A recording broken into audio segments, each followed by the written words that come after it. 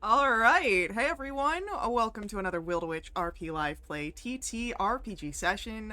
What is Will Witch RP, you might ask? Well, that's me, Faye, Game Master and Storyteller, and Lachlan, our writer and producer. We're a couple who love sharing stories, so much so that we quit our day jobs and created our own company to create and share high quality and exciting TTRPG experiences full time. Tonight, we're playing D&D.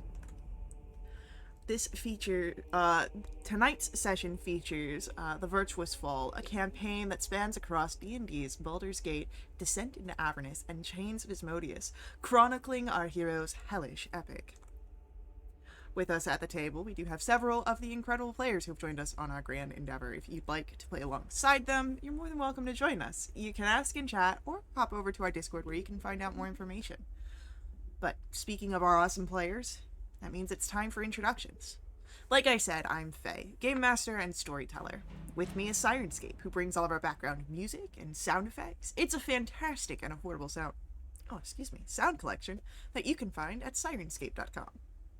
And now, we get to meet our courageous, daring heroes as they search the ossuary in El Terrell's Grand Cemetery.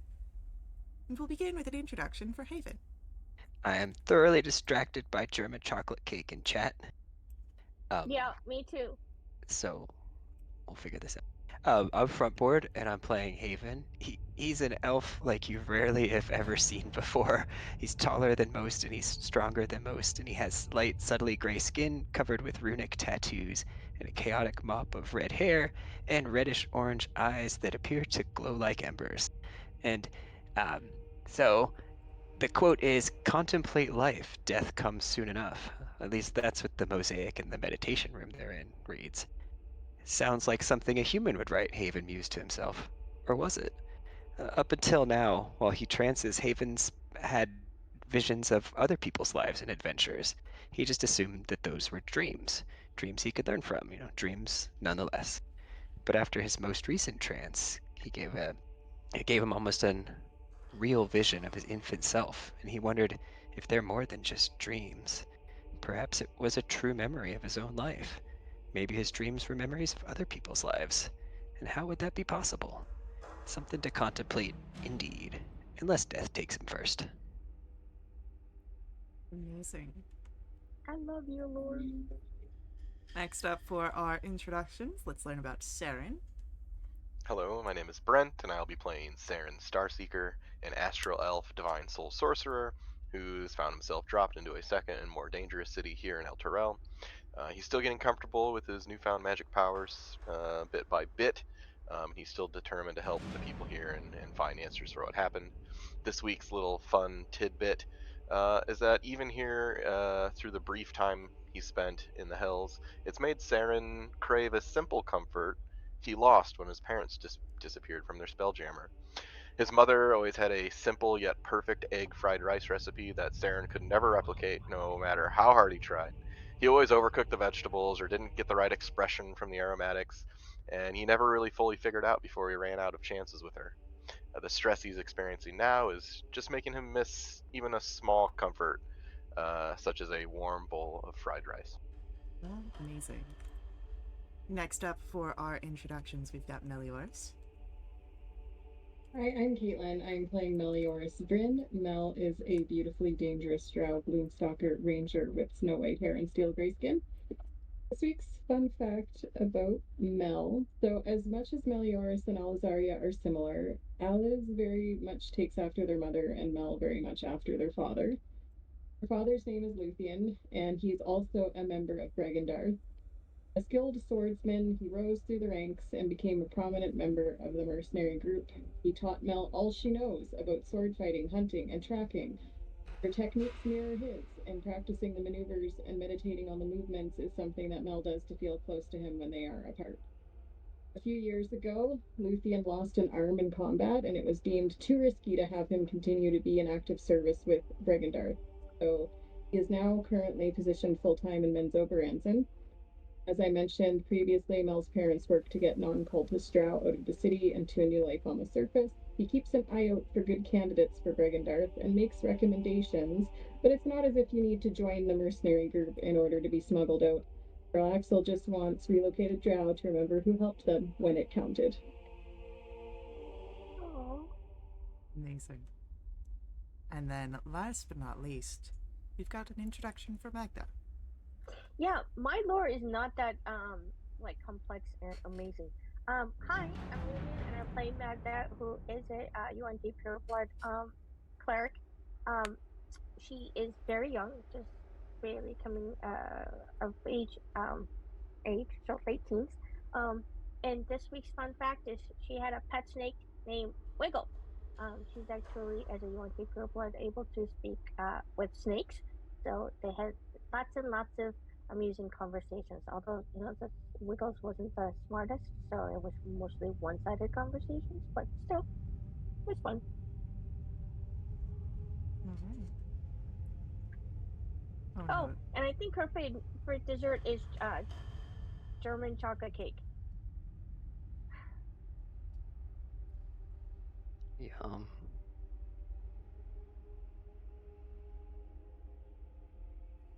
Oh, that's... I'll get that fixed here real quick.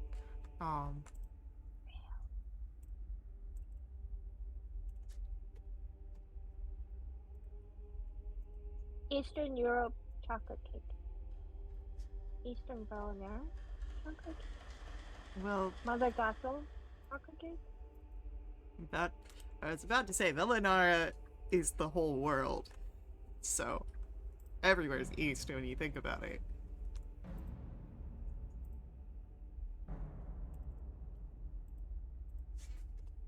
Alright. Fixed up my little goof in there. Forgot to show you guys You at your mean proper level. 7, right? Because you were leveling us up. No, I never said you leveled up. Damn it. She'll take it away. Yeah, I'll send you back to 5. So. Oh, You that would be truncate the amazing.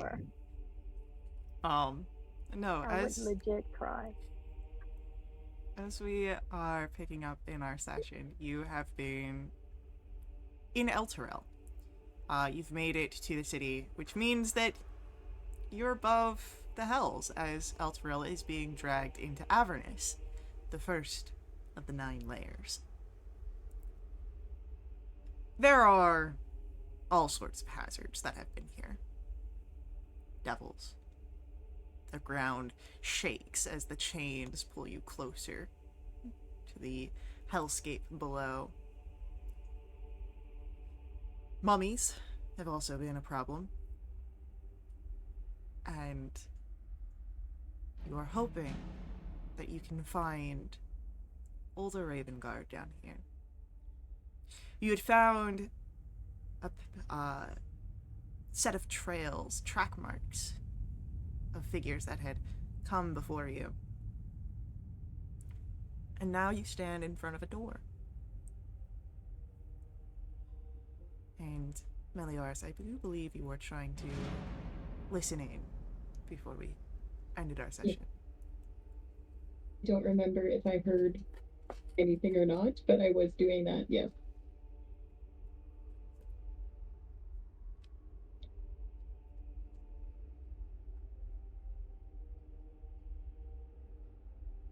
There is a sound of something on the other side. It's nothing like you've ever heard before. It doesn't sound like a person or a creature or anything like that, but there is definitely something that you're picking up on the other side of this door.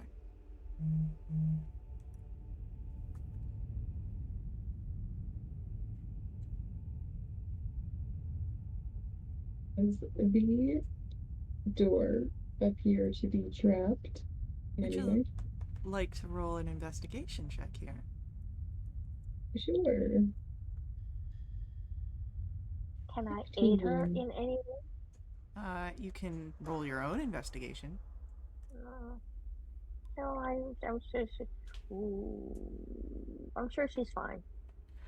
15, Melioras. As you're looking over this, you do not notice any sort of traps. It seems that this door is able to just be opened.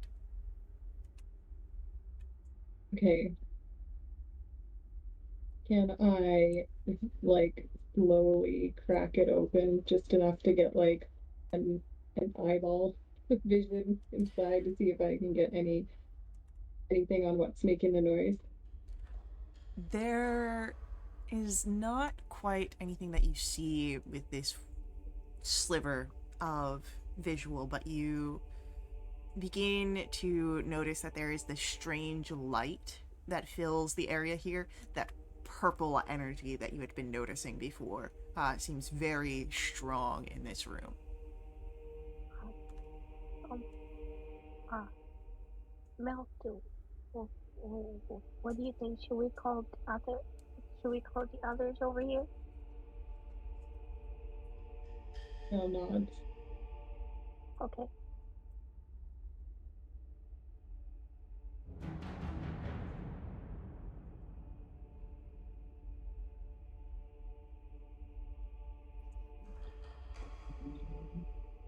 Did Magda call us over? Well, didn't Mel say hold on? I No, think I said she nods. Like she Oh, nodded. she nods. Like yes, I we should get apologize. yeah. You said hold on. Okay, hold on. I go, Sarah, get the others over here. I think we're about to, encounter something. all right, I'll get them. Saren will walk halfway down the stairs and just signal everybody else to come.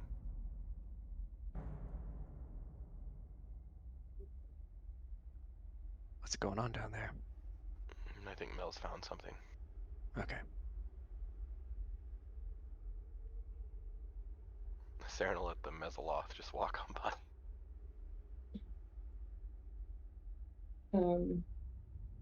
I'll quietly recount that I heard some weird noises and saw the sickly purple light coming from that room to everyone else. Did it smell? And did it smell? That's a great question. I think you told me outside smelled, Faye. I would say that there is a stench here, the sulfurous sort of energy, yeah. Yes. Also, I did notice that chat has redeemed a +1 AC for the rest of the session. Sweet. Yeah, you might need it. Stop saying that. Oh, I love hearing things like that from my DM.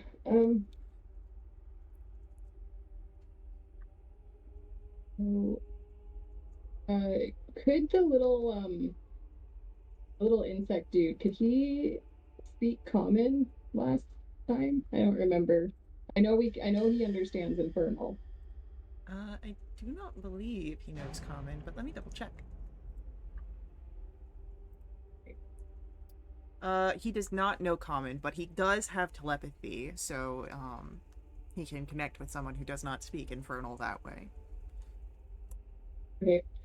I'll ask him in infernal if he knows anything about the source of the purple light.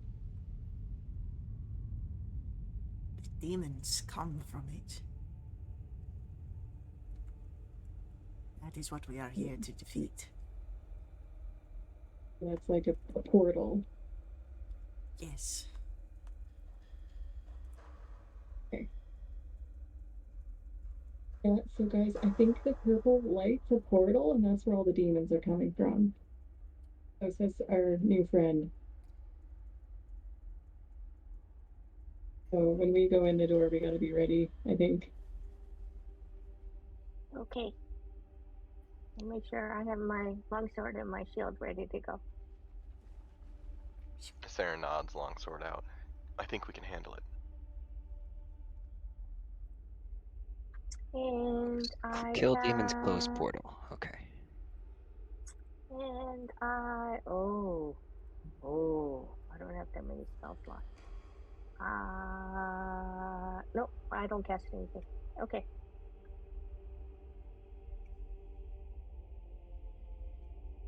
And the cards are out. Ready to go. Alright. So you press forward. That's what I'm hearing.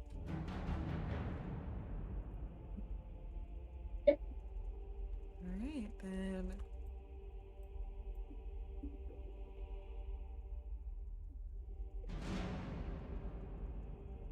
Might kill that guy. Hang on. Let's reveal everything here real quick. Moving through the door. As it opens, there is a shallow meditation pool filling this room. It's set off from a broad landing edge by a low wrought iron railing. There are wondrous frescoes that are along the walls here. They depict souls gaining the blessings of Lathander, Torm, Helm, and Tyr. But the frescoes on one wall have been twisted into abyssal forms. They surround a shimmering portal. The pool is littered with the mutilated bodies of humans wearing the uniforms of Baldur's Gate and El Terrell. The swirling water of the pool roils with shadow and is shot through the patches of black ichor where demons have fallen here. There is an armored man with a shield slung over his back, crouching amongst the bodies, writhing in pain. You see that his eyes are closed. His hands clutch at a gold helm on his head as if trying in vain to claw it off. And beneath the crackling energies of the portal, now with the door fully open, you can hear clearly that unintelligible words are spilling from him. Some sound saintly and solemn. Others resonate with cruel hissing.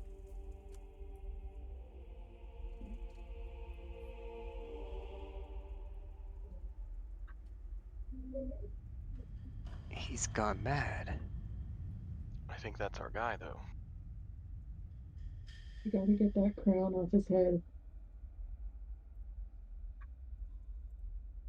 Is it a crown or is it a helmet?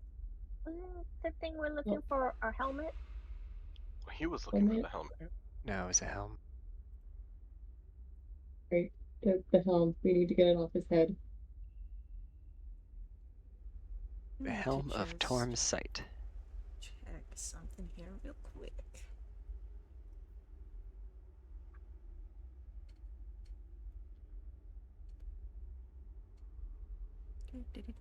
Using my DM powers.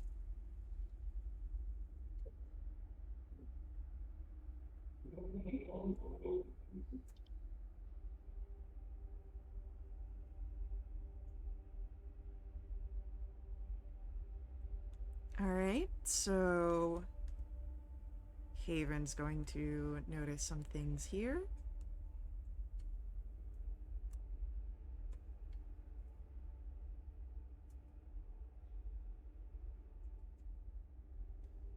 Magda's going to notice some things here.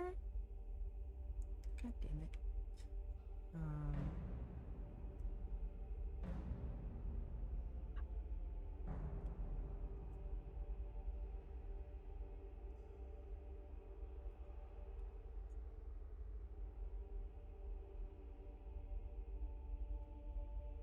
And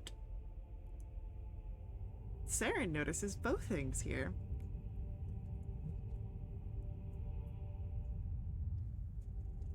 It is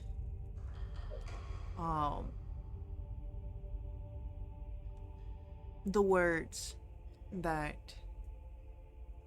older Ravengard is speaking, as you do recognize that that is who is present here. The words he swaps between are spoken in Celestial and Abyssal.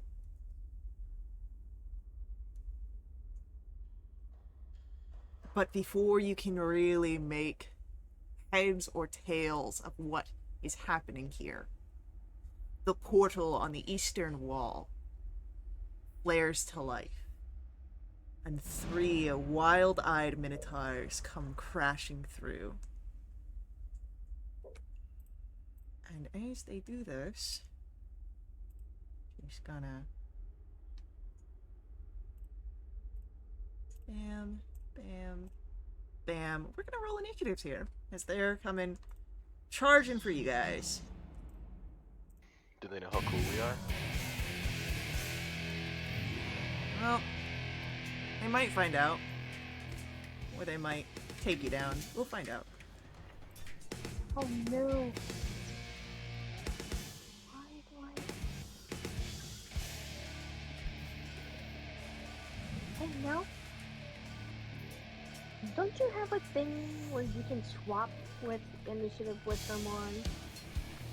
Yeah, I do. Do you want to swap initiative with them? But, so I didn't see what your roll was. So 21. And yours was I'm 20. 20. Yeah. Don't you want to go first? Do you want to go first? Is I it don't beneficial have for to. you to go first? No, not particularly. Okay. Would you like to not go first? I would like to not go first, please.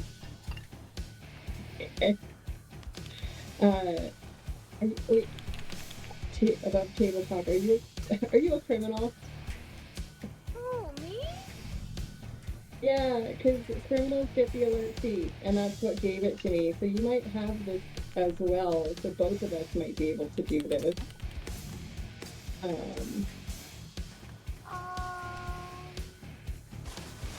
I think, everything is fine.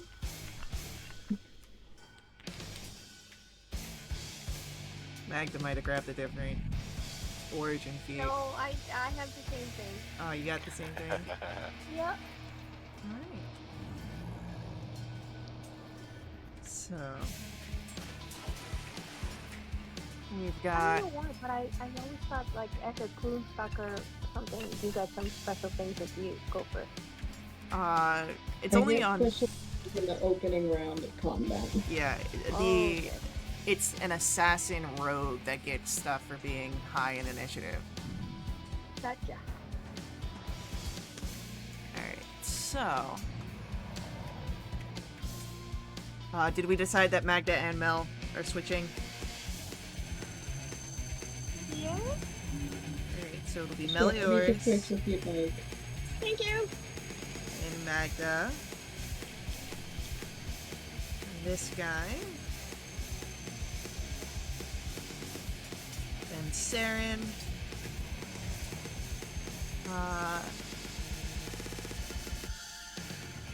Haven. Our Minotaur.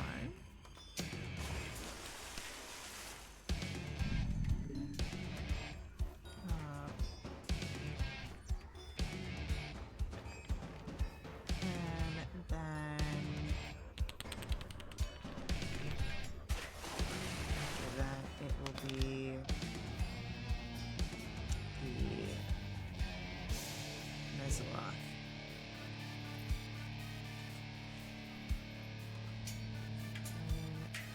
Rhea is protecting Lulu, to make sure that Lulu doesn't get hurt. Melioris, what would you like to do? Alright, I'm gonna say to the others, we gotta try and get that helm off his head. So I'm not very strong. And then she'll move towards... which one is she gonna move towards? We should probably number them. 1, 2, 3. If I'm able to... Okay, before I move there and commit, how tall is the railing? Like, can I attack over top of it, or do I need to get on the other side of the railing? So you don't have to be on the other side of it, but it is a very shallow pool. The water's only, it looks to be about a foot deep. But you don't need to get over the railing if you've got like a, if you're able to close like the range and everything like that. Okay. If I stand here, am I able to attack number 1? I'd say you've got to get into the next space from where he's at, but you'd be able to do that. Yeah, right there. Yeah, I just don't want to kind of position myself in such a way that I might not be able to get flanked. But that's probably not gonna work super well. So I'm just gonna go with it. I'm gonna bonus action move my hunter's mark onto Minotaur number 1. Okay. And I'm gonna play some dice with my scimitar. It's a 17 hit. Oh, yeah. 17 definitely hits. Oh, cool. That's gonna be a whole 5 points of slashing and 5 points of force. Beautiful. And I'll attack again. For 19 to hit. Doing 8 slashing. And 4 force. Then I will use the next property to make a bonus attack with my hand. But I don't know that an 11 is gonna hit. That does miss, unfortunately. Okay. Alright. And that'll be it. Magda, will come to your turn. I yell out, aren't we also supposed to, like, save him? Or just grab the helm? I think the helm's making him crazy. Oh, okay.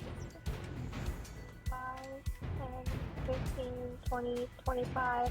Can I jump over the thing? Yeah. It's not a very high rail. Oh, I would like to try to grab the helm, please. Sure. As you try to pull on the helm, you understand why older Ravengard seems to be clawing at it.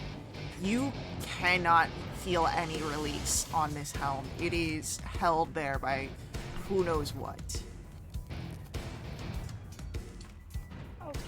Okay. That is, do I have... Nope. Do I not have? Nope, I don't have. Okay. Look at my turn. I would say it is a turn to try and remove the helm. Okay. Let's do the river. Okay? I go, I can't, it feels to his head. I can't get it off. As this happens...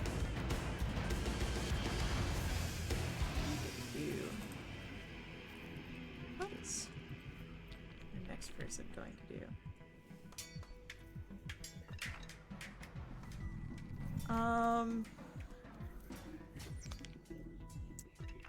I need Saren to make for me a wisdom saving throw as a closet appears and tries to scare you.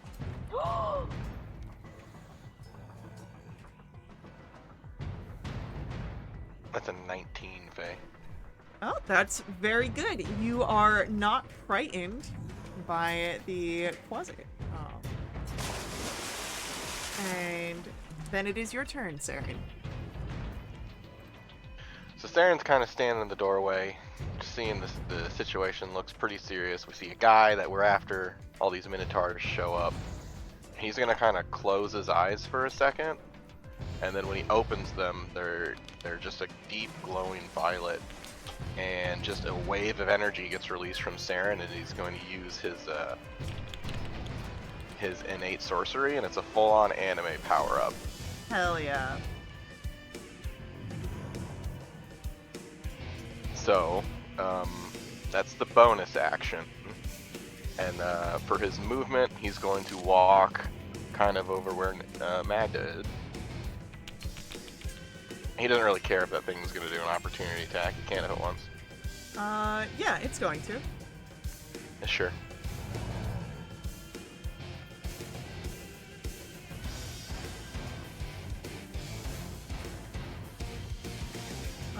That is a 16 to try and claw at you. That will hit. That's fine. That'll be for 6 points of piercing damage, and I do need a Constitution saving throw. 16. Alright, yeah, you're fine. Alright, so Saren's standing there in the water, and another blast of energy is going to come out from him as he casts Spirit Guardians, and a whole bunch of comets start orbiting him. That is a 30-foot aura, yeah? 15 feet. 15 feet radius. Cool. Yep.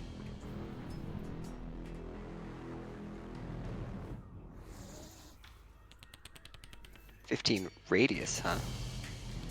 15-foot sphere. Nice. So yeah, the radius. Cool. 30 So I foot think it- diameter. Catches all of them. Yeah, it'll catch all of them.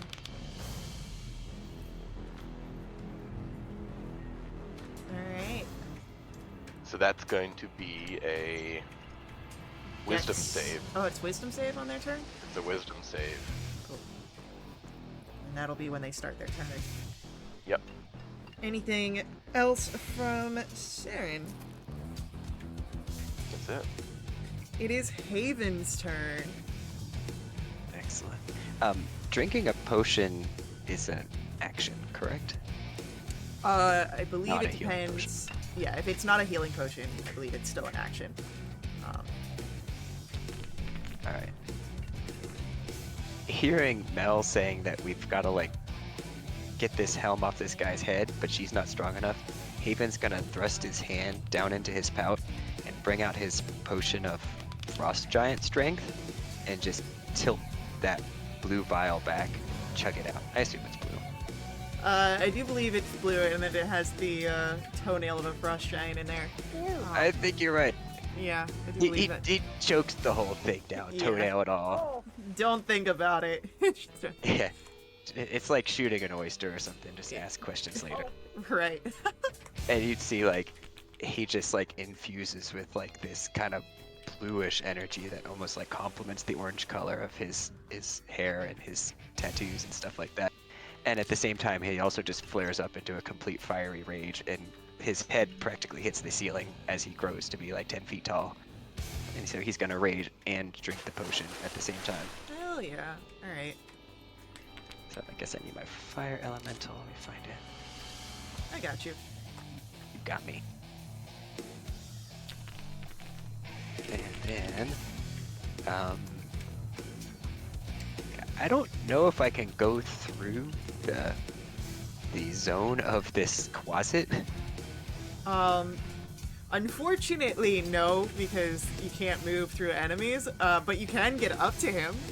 How big is it actually? He's tiny. He's itty bitty. If he's tiny and I'm large, does he impede me? Like, is he difficult terrain?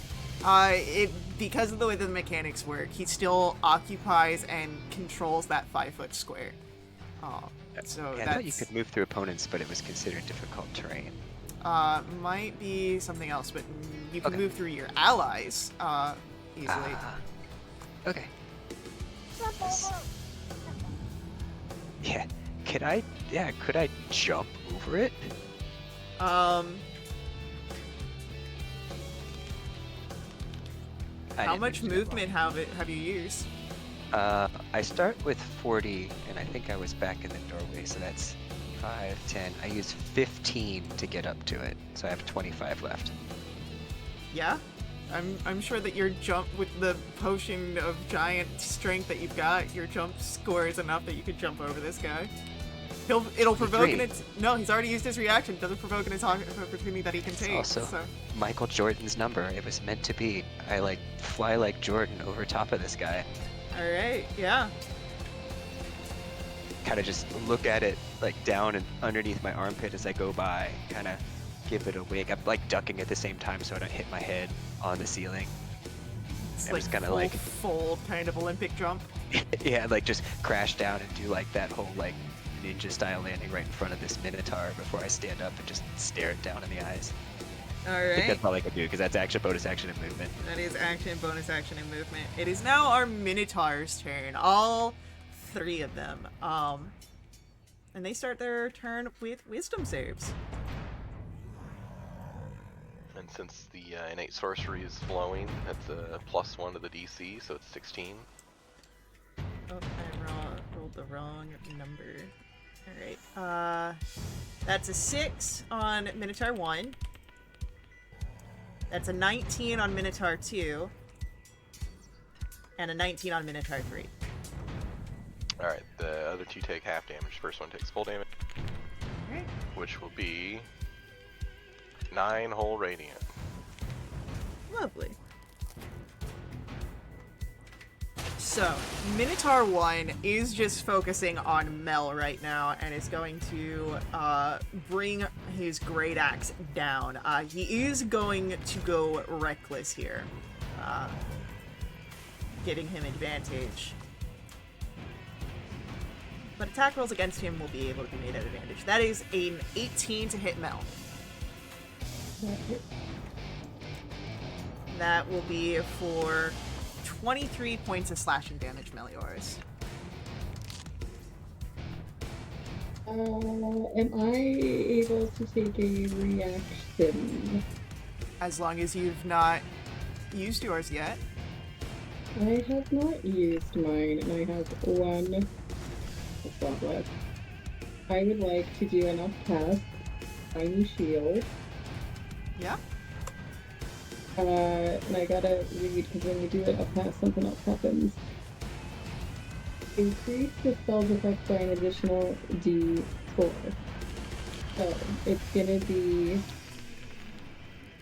3d4 that I get to Okay. roll. Hell yeah. And reduce that damage, because I have exactly 23 hit points. That reduces it by 9, and it takes 9 points of piercing. Alrighty. So I believe that means you only take 14 points of damage there. And that's all I can do this turn. However, we've got the other ones that are here. We've got the one in front of Haven, going to take its own attack, also going reckless, but it's going to try and gore you.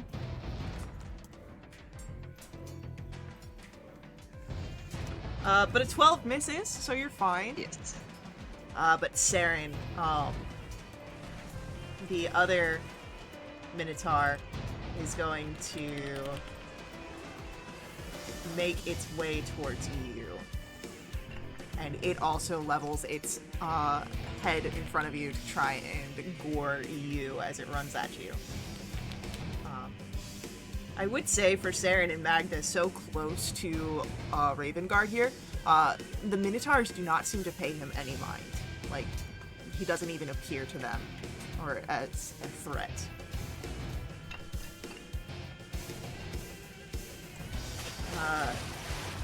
That is a 19 to hit Saren. We're gonna do a little shield. Alright, shield goes up. And with that, it'll be the end of our Minotaurs go.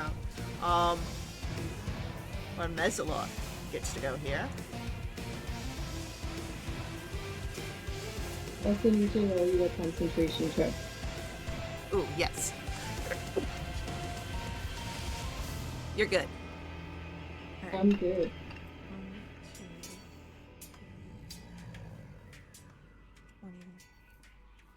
25, 30, 35, 40 is how close our Mezzaloth can get. Does our Mezzaloth have any range with abilities? He does not want to throw his trident, so he's going to go for...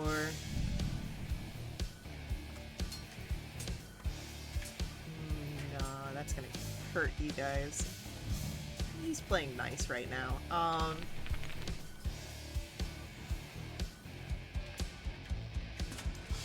He'll go for just taking a dodge action this round, keeping himself ready and on the defense. As Meliors, we'll come back to your turn. Alright, well I get advantage on this guy. Correct. I'm gonna grimace in pain, and I'm gonna slice and dice some more. Oh my god. Well, that's with a 2 and a 3 on the die roll. Pack number 2. 23, I'm pretty sure hits though. That does. That's 8 points of slashing and 5 points of force. Lovely. And then I'll use the Nick feature and do my offhand. Oops, I rolled damage on accident. Let's get onto natural one. I'm gonna roll that because I forgot to roll with advantage. I'm fine, guys. I'm totally fine. All right. 18 hits. That's Yeah, 8 18 points hits. of slashing, so I rolled that prematurely. And 4 points of force. Okay. And I believe I still have a bonus action. You do. Yep. So I'm gonna go ahead and use one of my potions of healing. Go And for get it. 2d4 plus 2 hit points. I'm gonna get 8 more. 8 more. No, 16 to that number. And I will delete that from my inventory, and that will be my turn. Alright. With that, it comes to Magda's go. Ah! I move over here. I reach out and touch my friend Mel because she's like she could use some help, and I'm gonna go ahead and touch her and cast 2 wounds at 2nd level.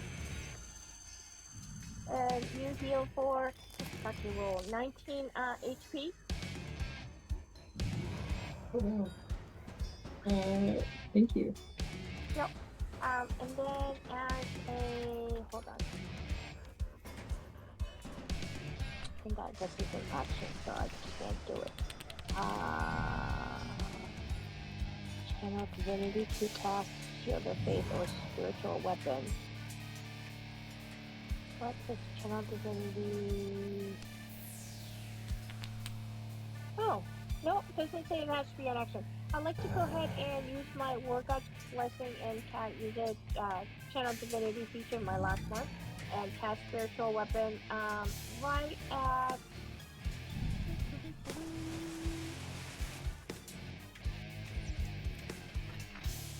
Where is my spiritual weapon? Did it show up on my? I'm gonna go ahead and stick it. Thank you. I'm gonna stick it like right here. And I would like to go ahead and hit this Minotaur.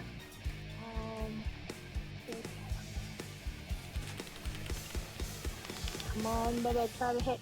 Oh, just 18 hit. For 5 points of force damage. Alright. At the end of my turn, please.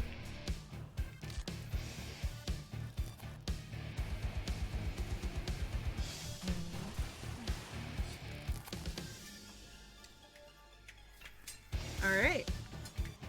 It is going to then be our Quasit's turn, and that is a wisdom save.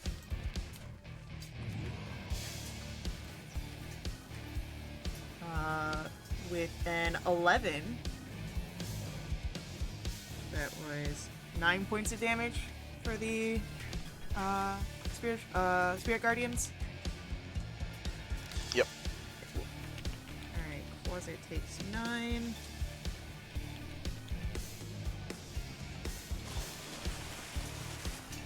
And it is going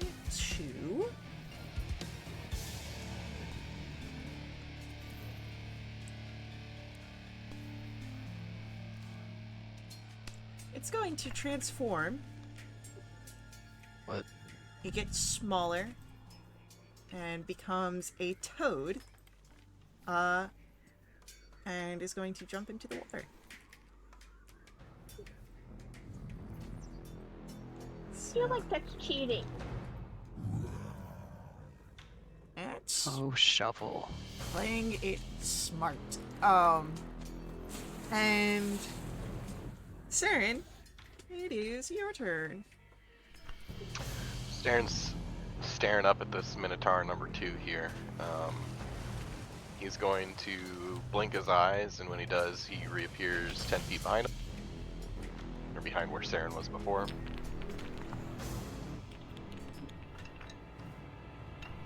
And then Saren is going to use a Sorcerer's Burst. And since he has his innate sorcery going, all of my attack rolls are at advantage.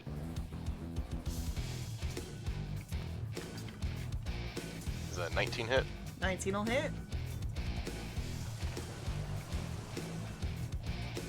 we're gonna go radiant damage 7 on this guy, Lovely. and then Saren will also do a level 1 healing word to Mel.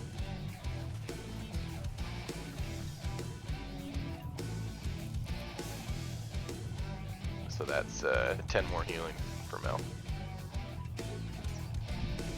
Alright. Thank you. I'm back up to full. Nice. I'll end my turn there. Haven, we'll come to your turn. Excellent. I feel like I was gonna ask the question. Oh, did Minotaur 1, did you say it attacked recklessly and we have advantage against it? Minotaur 1 and Minotaur 3. Okay. I mean, seeing that Mel was almost bludgeoned to death by Minotaur 1, but then raised by her friends, I'm still gonna focus on that. So Haven's gonna like turn to the side and look over there, and then just bring the mace up and just throw it. And it's got like 20 feet of range, so it should make it there because he's only 3 squares away. Correct. And However, Uh-huh. when you are throwing an object and you are threatened, that he's going to be at disadvantage, so it'll only be a straight roll. Well, then I'll recklessly throw it. And can I give myself advantage if I do that, or does it not Because cancel? it's already canceled out. So like you have the advantage because it went reckless, and then the disadvantage from being threatened by having melee creatures next to you. So I wouldn't get advantage. You know what? I'm still gonna do the throw anyway. Yeah, why not? So lift the flaming mace up over my head and throw it at Minotaur number 1. How's a 22 to hit look? 22 will hit. For 15 fire damage. Fire damage. 'Cause I get the Minotaur extra 2. 1 goes down. Ah. Then I'm gonna turn. The mace reappears in my hand magically. I'm gonna turn back to Minotaur 3 and say, "Your turn." And I'm gonna swing at that, and I do get advantage, right? You do get advantage.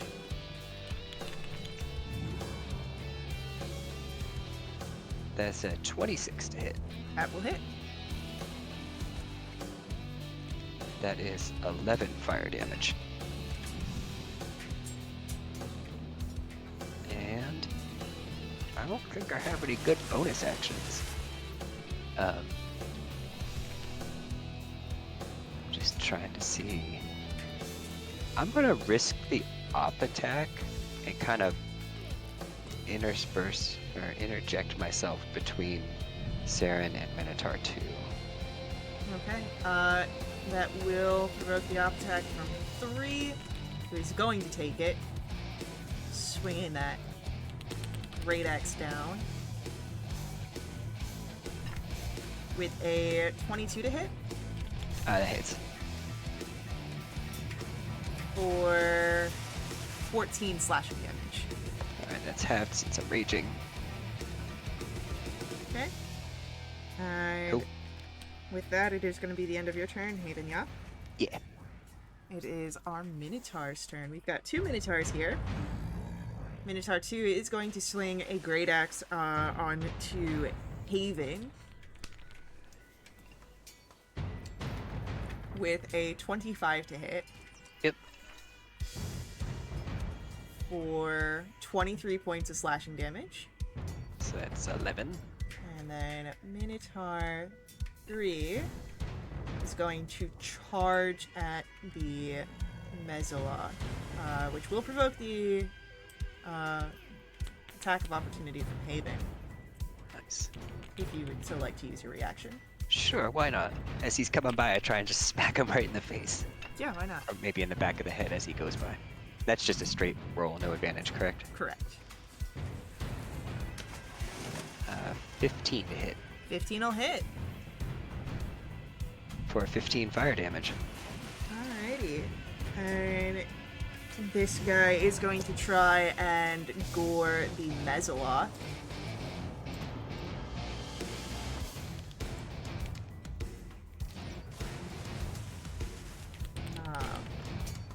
Which does not hit, but now the Mesola has the Minotaur in his face. And it Oh, he actually is- takes extra damage. Shit, I should have been doing that all along. Oh, That's the elemental cleaver. He gets 5 more fire damage. alright. Did he get his Spirit Guardian damage too? Ooh, that's right. He's got to do that. Let me roll that real quick. That is a 12 from him, and then an 18 from the other guy. Other guy passes. All right.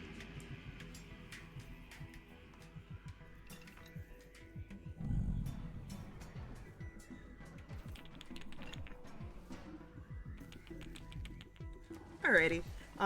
There we go. And that is it for our Minotaurs. Our Mezzaloth is going to try and stab at this guy with its trident. Successfully hits for 8 damage there, and then a claw attack, which also hits for 9 damage. And Mel, we'll come to your turn. Okay.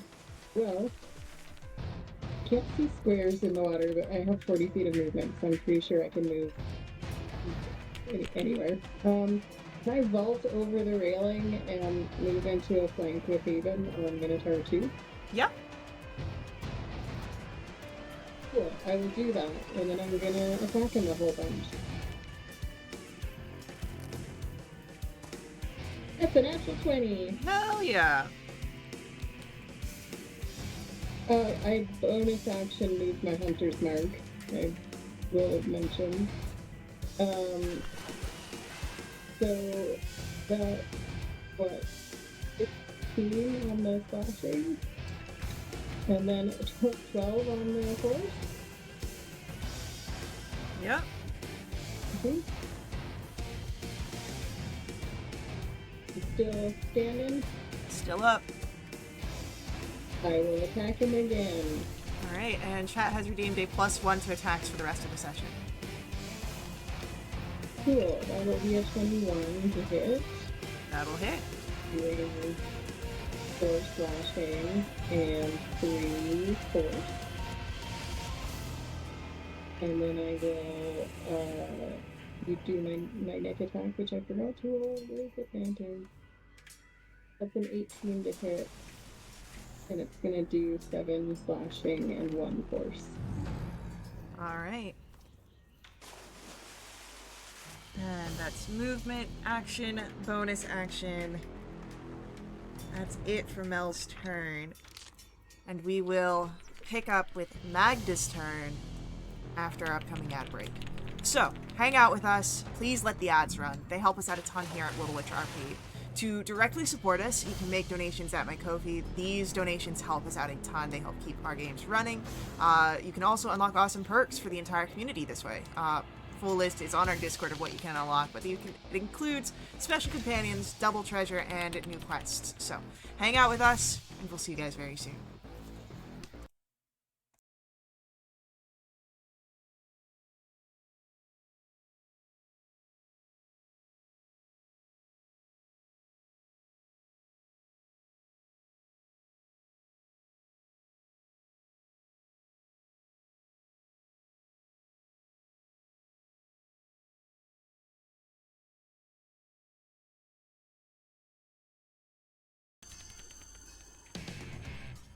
Alright, we are back in action here, and as we are returning, it is Magda's turn. Okay, 5, 10, 15, 20, 25. Do I get an advantage? Where were you moving from?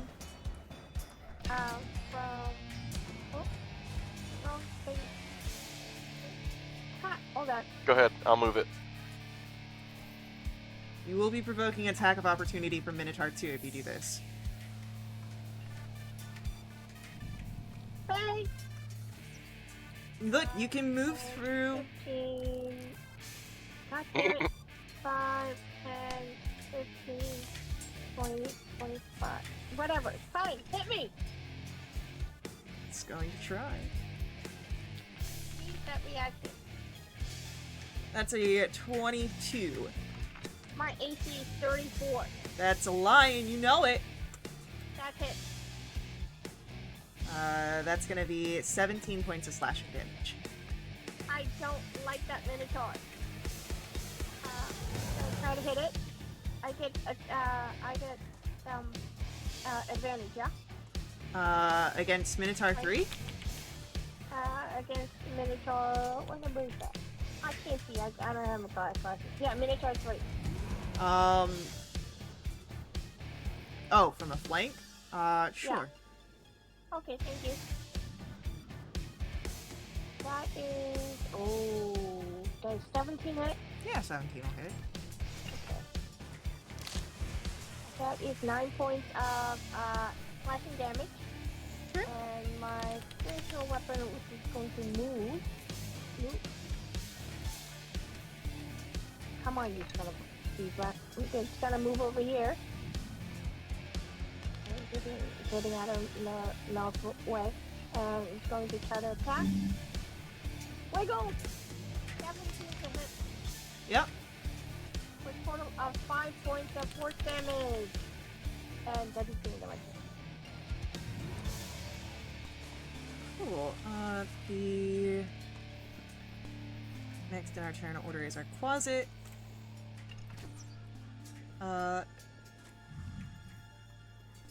Who is? That's a 15 to try and bite Magda. That misses. Is he in my 15 feet? He will radius enter still? into it. Yeah. So he has to make that save.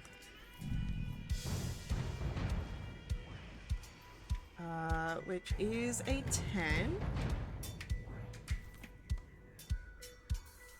So he fails, and then Saren, it's your turn.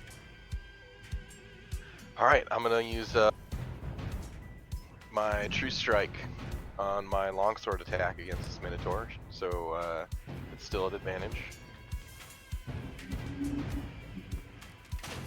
Oh, it looks like a nat 20. Yeah! Hell It's on yeah. a corner. So I guess this it'll double the sword damage. I guess it's gonna double the additional damage too, huh? It would, yeah.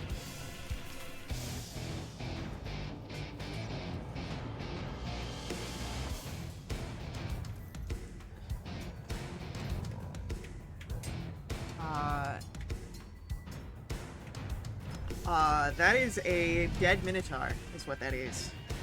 Yeah, it's right in its throat. The black, thick ichor comes roiling down the body as it drops from your true strike. I will stay where I am. Alright. It is Haven's turn next. Just a lonely Minotaur in front of me. Yep. Oh, he needs a dancing partner. Do I get advantage? Did you say Mel's flanking with me? Yeah. Interesting. I didn't know how flank worked the other way with like my large size. So. We'll let it. Well then, Haven's gonna raise that flaming mace up and just start beating down on this thing. Or maybe, I don't know who's taller. We can have a square off and see who's taller after this. The first strike is a 27 to hit Yep. for 11, plus I gotta roll my elemental cleaver for 16 fire damage. That is a dead Minotaur as well. Oh. Is there a closet somewhere? There is a closet somewhere in the water, but the water is thick and black, so it's not easily seen through. It's somewhere near Matt. It's near Magda. It's near Magda, and it's in the spiritual weapons, or the spiritual guardian, spirit guardians. So, I'm gonna smash down right between the two of them with my 10 feet of reach. I'm going to say that you can't quite over top of Magda smash down. I mean, I could move. Yeah. Alright. It'll be at disadvantage. Okay. Magda, why are you moving? Well, I was trying to figure out Ooh, where that I one. would have been with the closet. Closet is like 2 by 2, right? No, Can I be in that place? a closet is not. Like, you're fine. No, not the closet. I'm in the living room. You're fine. You stay where you're at. Unfortunately, Haven water just splashes right in front of you. Steaming water from the flaming mace. Yep. Where is that damn thing? That's the end of my turn. Alright. Our Mizoloth is going to make its way over and stab down blindly.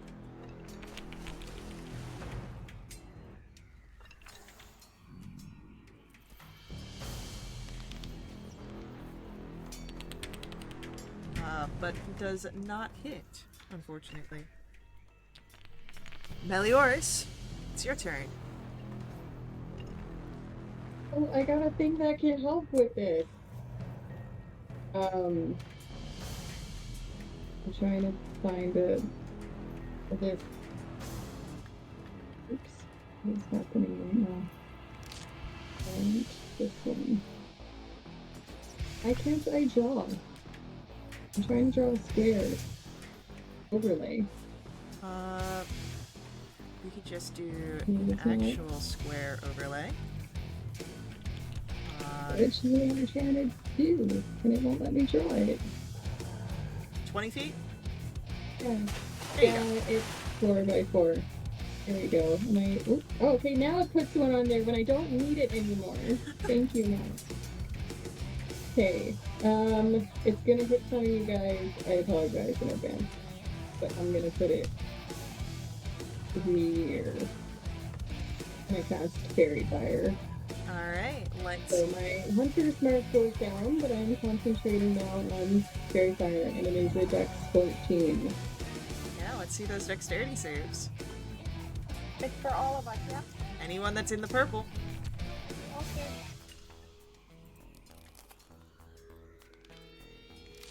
I will just willingly fail.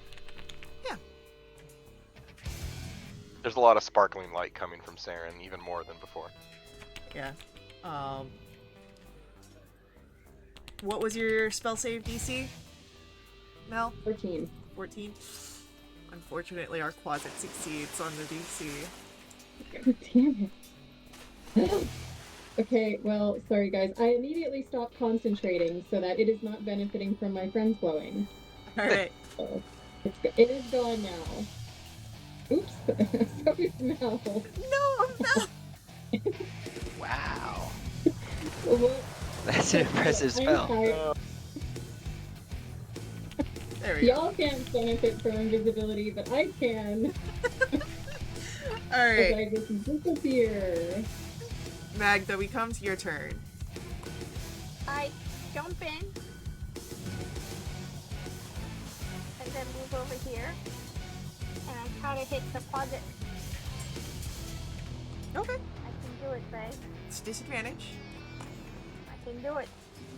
Does 17 hit? 17 hits something. That is amazing. That's 12 points of slashing damage, please. Cool. And then, since I know that, I'm gonna move it over here. And I'm gonna go ahead and try to hit it as well. With my spiritual weapon.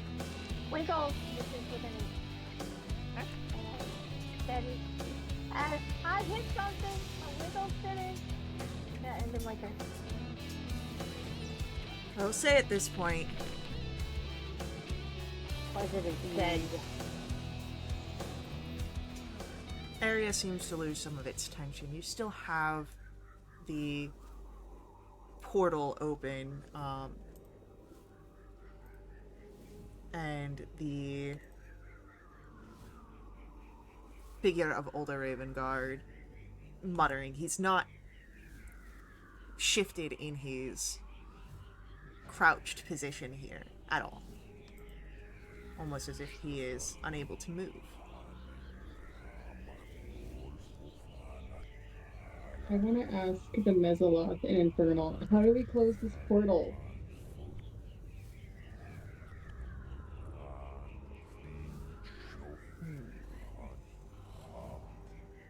I do not know.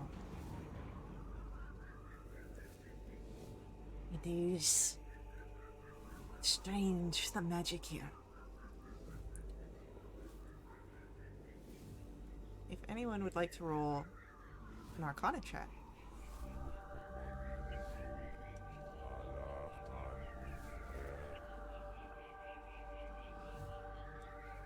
Wow, we're doing great.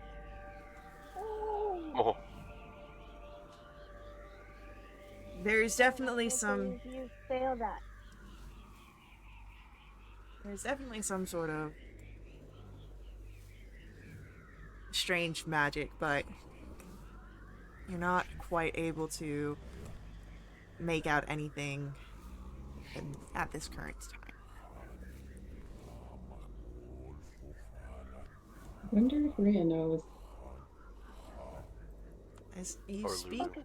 of Rhea, you would hear the sound of the Hell Rider call out, "Is the combat over? Is it safe for Lulu?" Yes, please come. We need your help.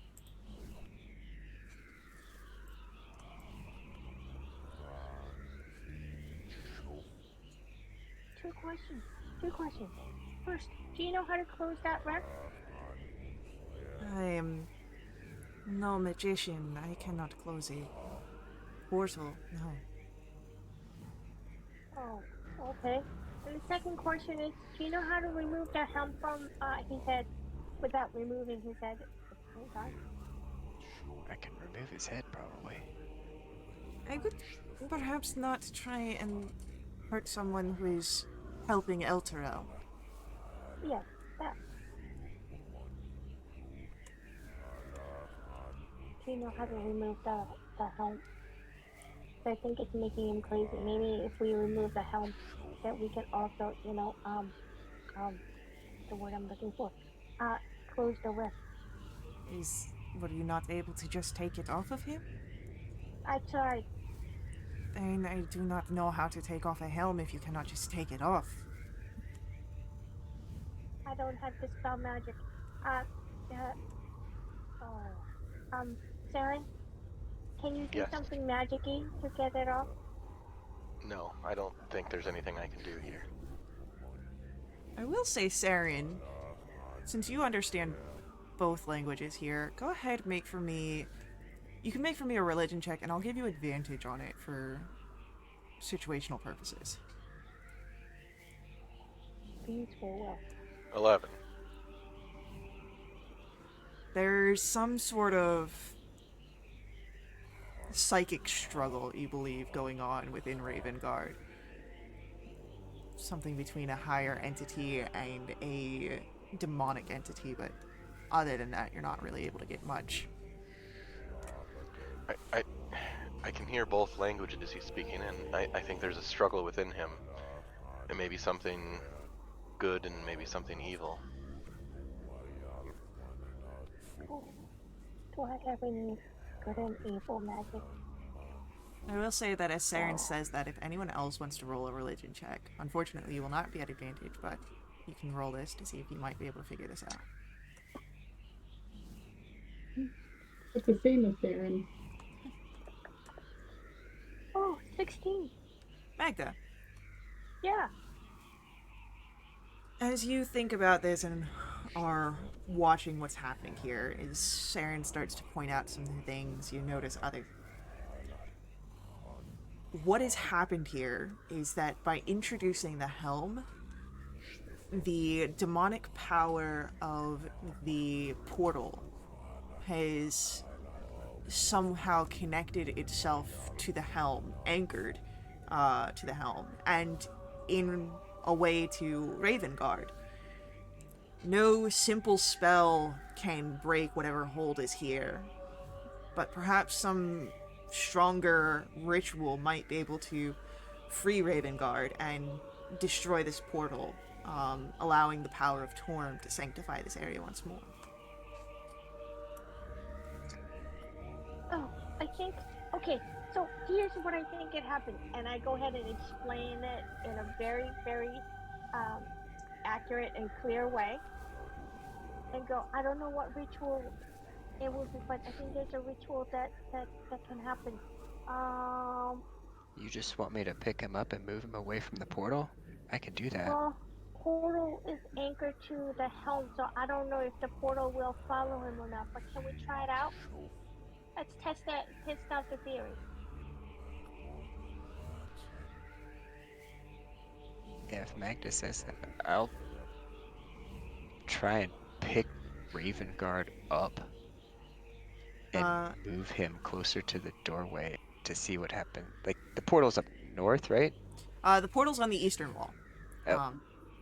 But as you pick up Ravengard, he continues mumbling, doesn't really move, but as you take a step away, the portal doesn't move either.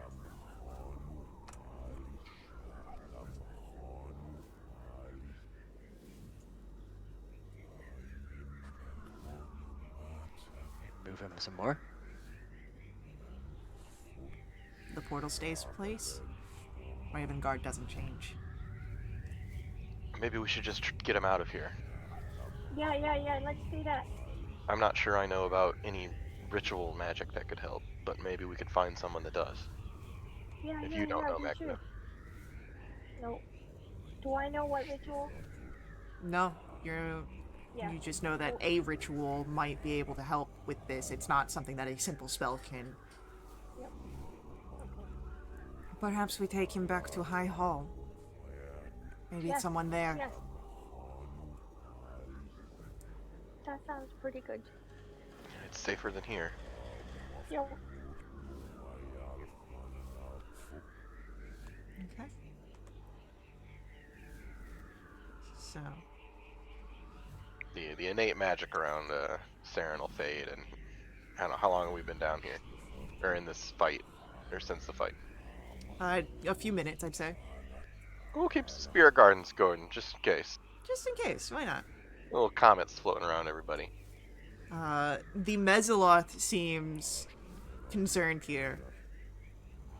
This man is connected to the portal, he says in Infernal, looking at Mel. He speaks the demon's tongue. We must slay him now.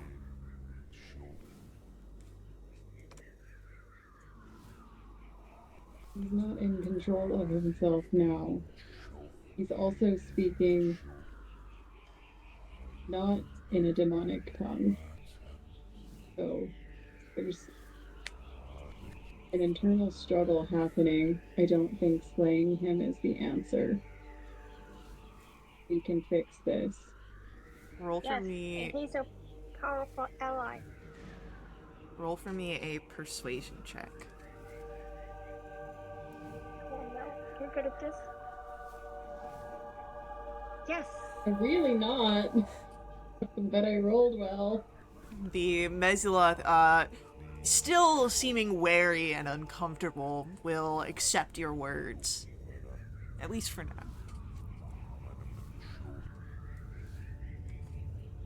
Haven, do you mind carrying the Grand Duke? I mean, I guess I can. I was just hoping that moving him from the portal would weaken the portal, but if he's still fully connected, I'm nervous to bring him back to High Hall as well, like, with all of those civilians there. Well, the portal's staying. What if... Well, that doesn't mean that another portal's gonna pop up.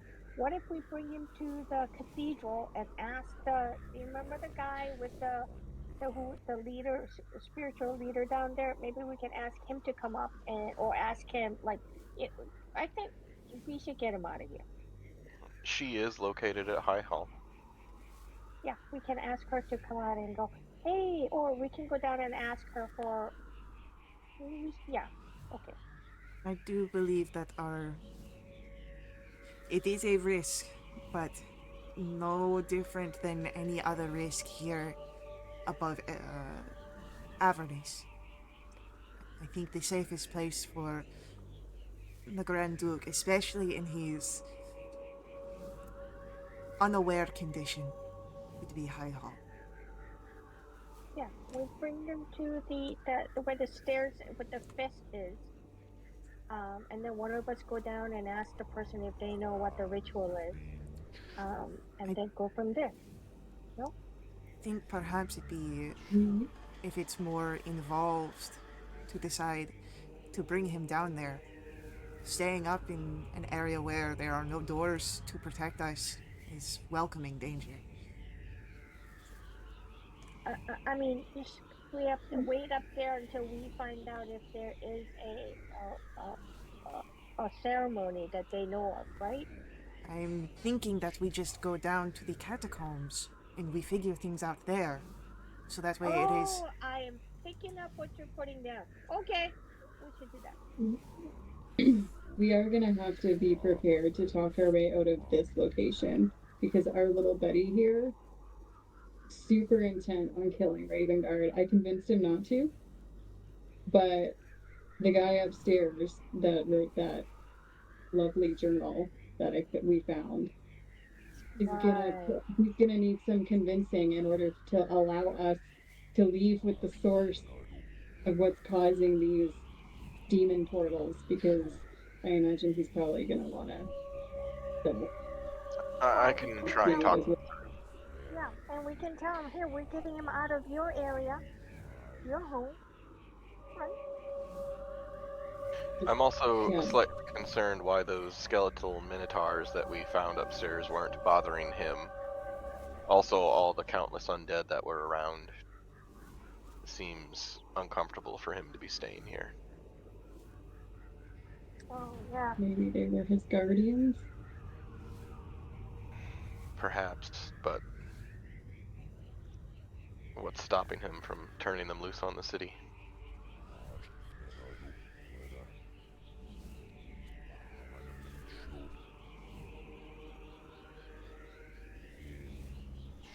One problem at Always a an, time. always an, Okay, we'll see yeah. if we can talk our way through. I think we're getting to the ends of our limits for the day.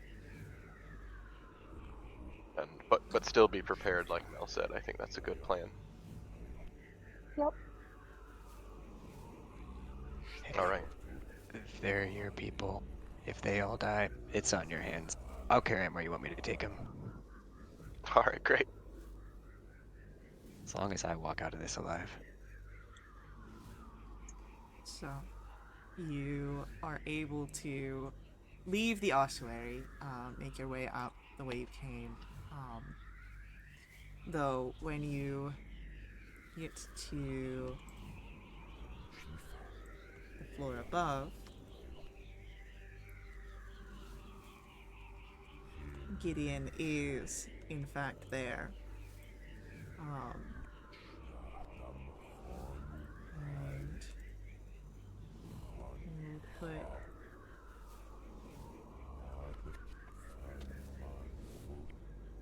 we've got Rhea.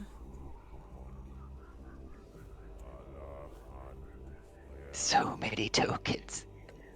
We've got Lulu. And then we've got Raven Guard. It's over there with Haven. And the rest of you are able to come together. My rage lasts 10 minutes now. I'd extend it as long as I can. Yeah. So you'd still be in a rage as you guys come up. But as you're entering in, you would notice Gideon, his eyes immediately onto older Raven Guard. And he speaks in common. And this one, have you brought him here so that I may witness its execution? No, we're gonna get him away. There's a portal in the basement, but I think we need to do a ritual in order to close the portal. And he's the key to it.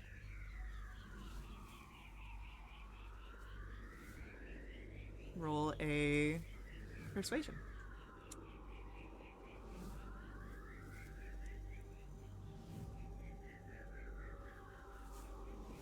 $23.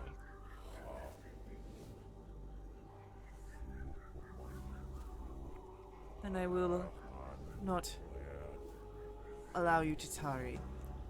If he is the key to your ritual, take care of it.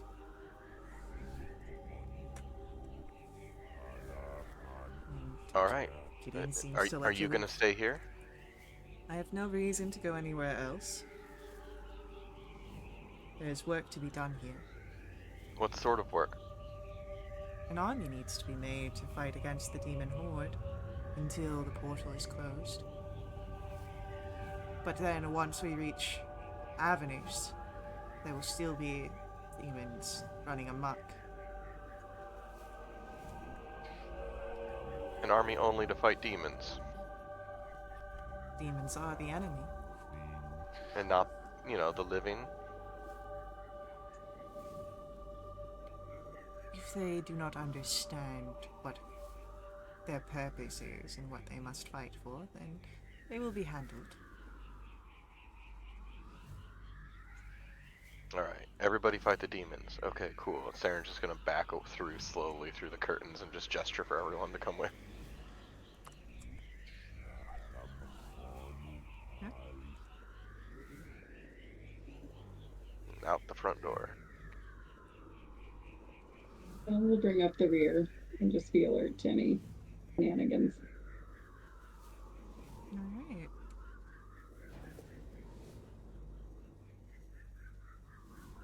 So, with that, your Mesoloth companion's just gonna stick back. And we'll get our little El Terrell map going up again. Hey. So now you need to get from the cemetery all the way over back to High Hall, which shouldn't be too much of an issue. Saren, maybe your little friend will be out there again. Oh, Uh, guess we'll see. you know what? That's a great idea. Let's see if there's anything on your way. Go ahead. Haven, roll for me a d20, please. Natural 7. Beautiful.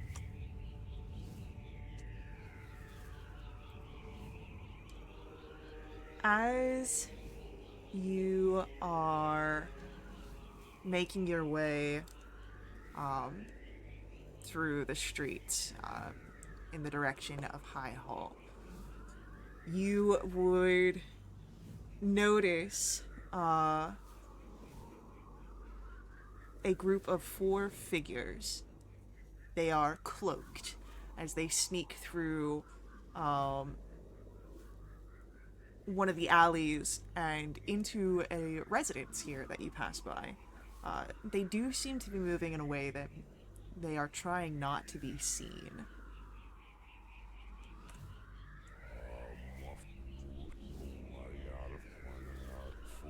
But we all see them.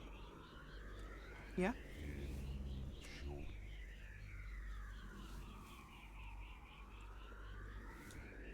Looks like they're up to no good. Did we see if they were armed at all? No, you only saw 4 cloaked figures acting suspicious, and they went from an alleyway into a residence. You're right, Haven. Either they're survivors who are trying to keep a low profile, or survivors who are trying to cause more trouble, or cultists or something.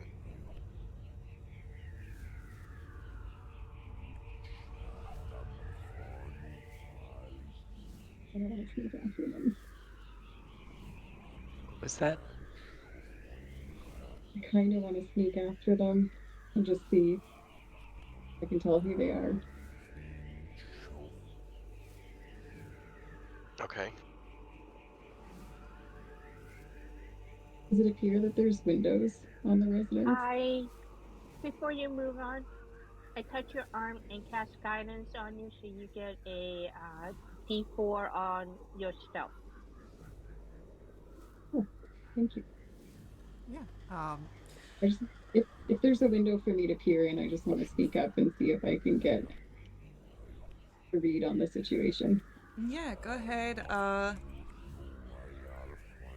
Give me a stealth roll.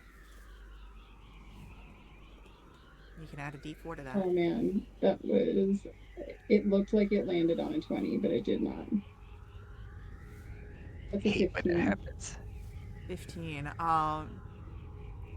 As you move up to the window, it's just enough to kind of catch a glimpse of where the figures move further into the residence. They don't seem to be settling down in areas. They might be looting the place or something like that. But they've moved to a different room that does not have a viewpoint from this window that you've approached. Okay, I'll off back to the others and. Oh no, guys, I don't think they live there. Could be looters. Yeah, they went further in. I couldn't see where they went or what they were doing. Perhaps just looting. Yeah, live and let live, I guess. At this point, they got places to be. Right. Okay. I'm in favor of just moving on then. Yeah, they'll probably die down here anyways when this thing crashes into the house, so if they want to live out their last moments looting other people's houses, that's on them. So, with this, you make it back to High Hall. And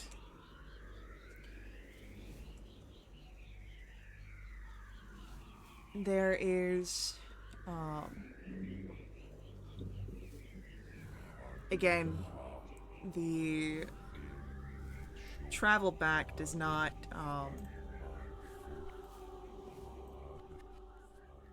change much. The Duke is still in this very, stunned state, just whispering these two separate tongues back and forth to himself. But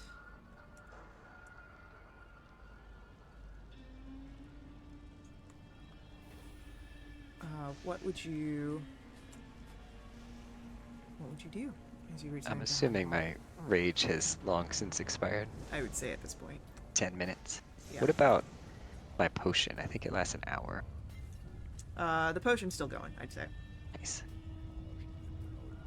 I will insight on Raven Guard to see if I can tell which side is winning in his internal struggle.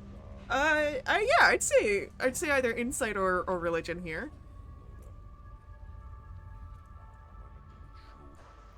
That's 9. Hard to say for sure. I just yeah. Are the words he's muttering do they have any sense at all, even between the two languages that I can understand? Not really. They are. Let me see.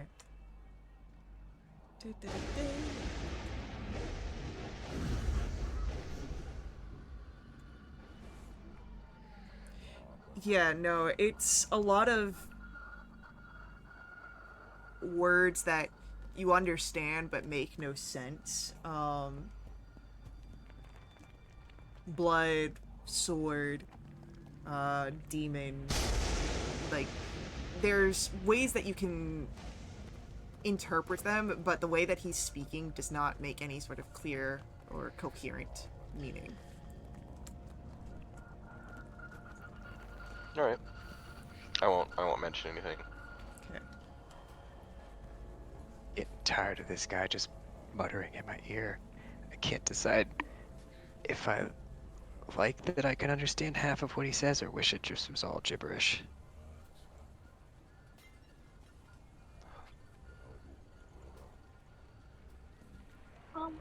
Haven, Hmm. which half can you understand? The half I can understand. I don't know. I mean, Haven will like mimic back some of the words in Celestial. yeah. That half. Huh. It's very interesting. Okay.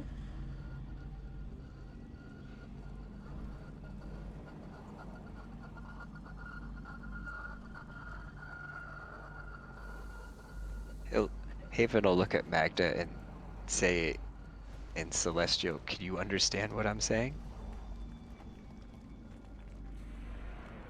What are you saying? Meanwhile, you get Okay. Haven in your mind. Saren will say in Celestial. I don't think so. But Haven, you'll hear the voice of Lulu. Oh, It's I can not understand. Say in Abyssal. What is he saying? Saren responds, "He's just seeing what languages you speak."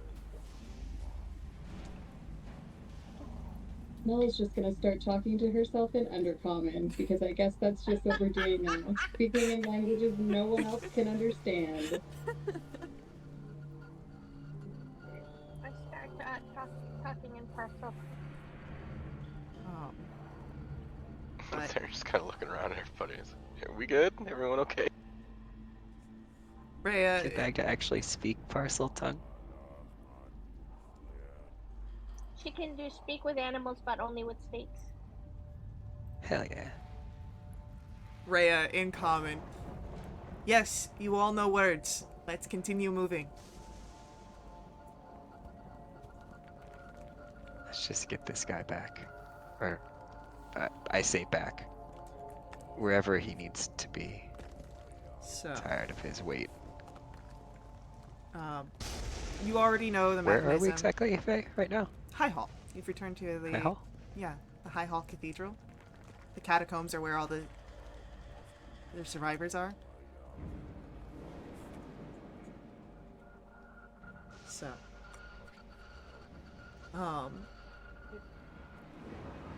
it's easy enough to return. Isn't Faye muted Faye for talking and anybody mute? else? Oh, can you guys not hear me? I don't hear Faye. I don't hear Faye. I see mouth moving. Yeah. Did you break your mic, Faye?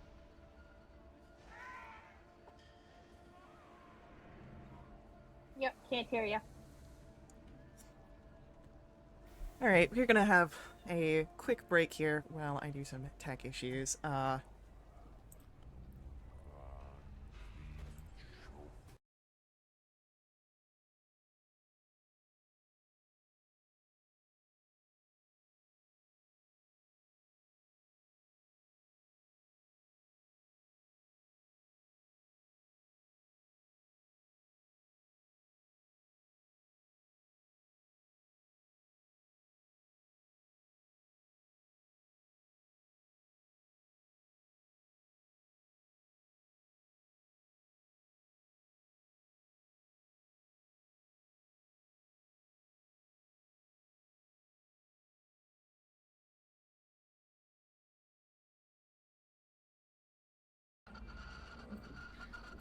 All right, crisis averted. We're back. So, you guys are you've made it to High Hall. Right. And you know the mechanism. You know how it works, so you can get down to the catacombs quite easily. And it is as you get down, you are greeted by Feria, as well as another figure, who, as soon as they notice you with the muttering, older Raven Guard, are moving to assist. Well, no, silence isn't, actually accurate because the stream could hear me. Like, my mic was still working, it's just you guys couldn't hear me when I pushed to talk. So you guys were in the silence cone. So all I had to do was turn up stream. Interesting.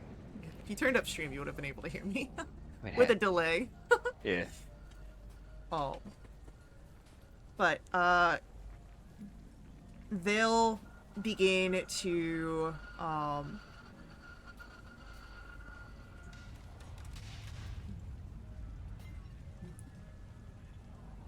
try and get you to, like, explain. So, like, Feria asks, what has happened here?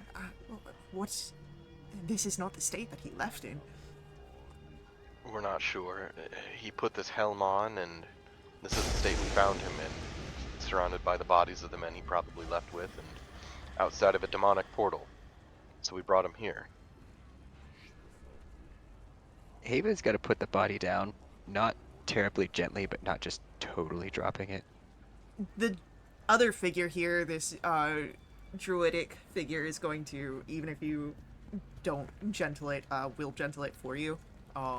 They seem to be taking care of the incapacitated Raven Guard. So he's having a psychotic crisis where he's like the good and evil are like warring inside him, and the helmet is like connected to this portal to the Yaki place, and we need to do some sort of a ritual to remove the helm from his head. Do you know what ritual we can do? I do. I'm quite versed in exorcisms, but this one will be...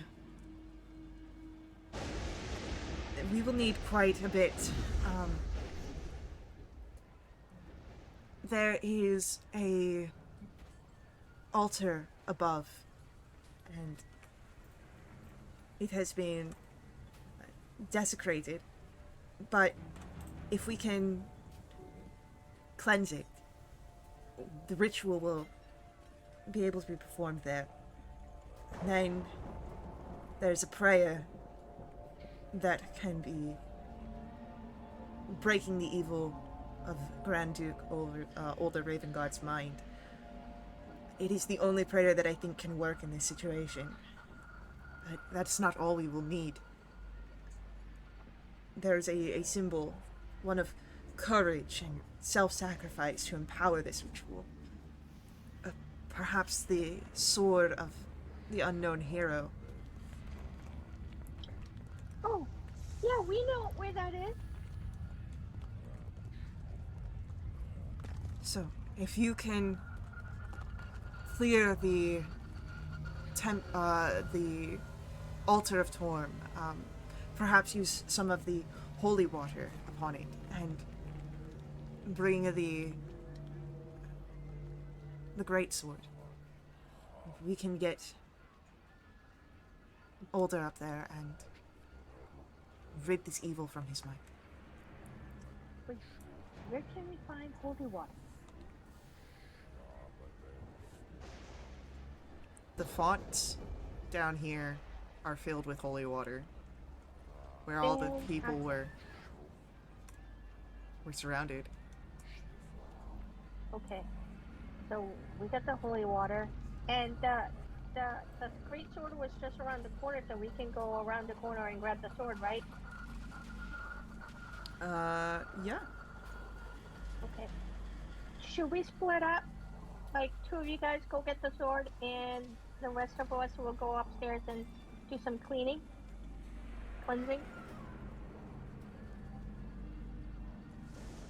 I can fetch the sword.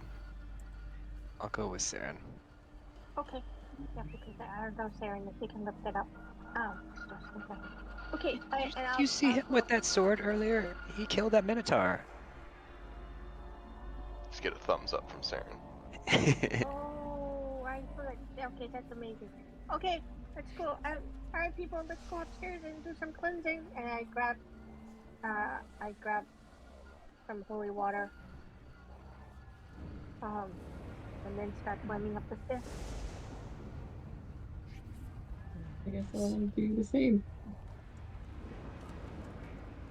So, for being upstairs, the desecrated altar is the one all the way to the west of the map, behind the curtains.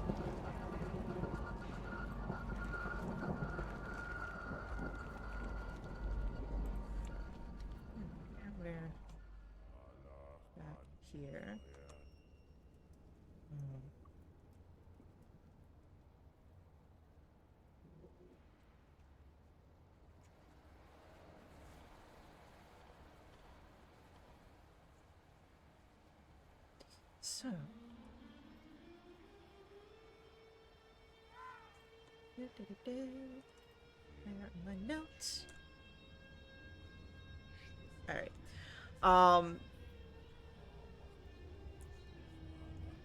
As the, it's easy enough for Saren and Haven to make their way to grab the greatsword of the unknown hero. For Melioras and Magda, I don't believe either of you had seen this before. It is a small private chapel here. The altar is desecrated, and it is very much with fiendish flair. You know that it was at one time dedicated to Torm, but now the altar's features are defaced with blood, ichor, and torn strips of flesh that have been lashed together with sinew and intestines.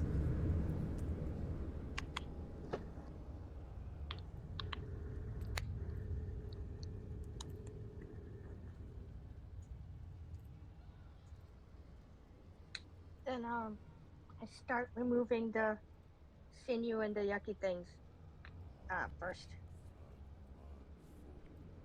Yeah. I'm usually able to do so.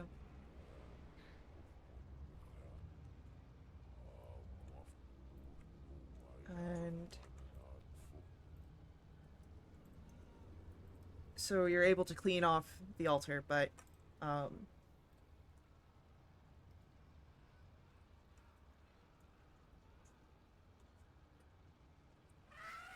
what,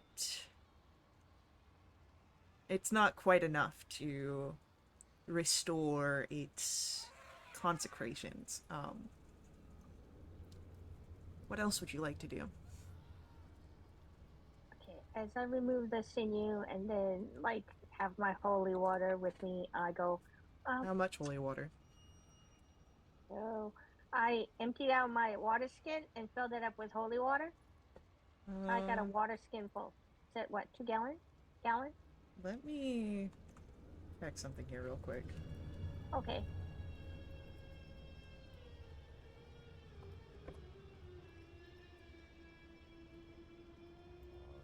Four pints. And just to be clear, I don't empty out the water skin before I I give it to the people who are thirsty, so the water's not wasted.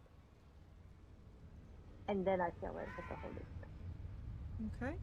Alright, cool.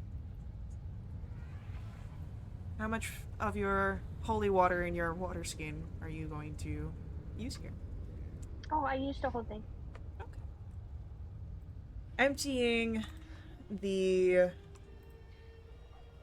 water skin upon the altar, you see that the energies are burned away almost. They flake off as the holy remnants are able to purify the altar here.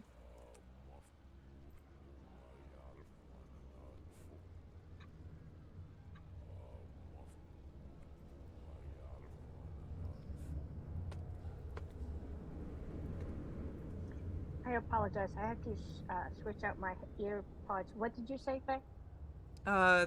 Your holy water did the trick. It's purified. Okay, fantastic. Okay, great. All right, I think it's ready. Say about this point, Saren, Haven, you're able to make your way up. Feria, the druid, have also brought up.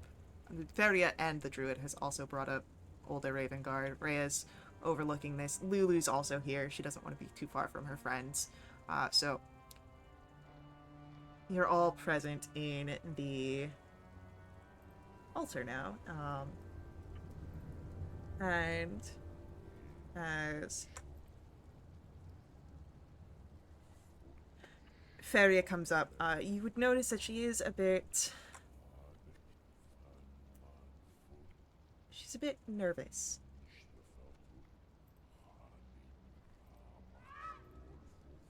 Are you okay? I have never performed this rite before. There has not been a need for it in my experience until now. Well, just because it's your first time doesn't mean that you're not good at it, right? I hope so.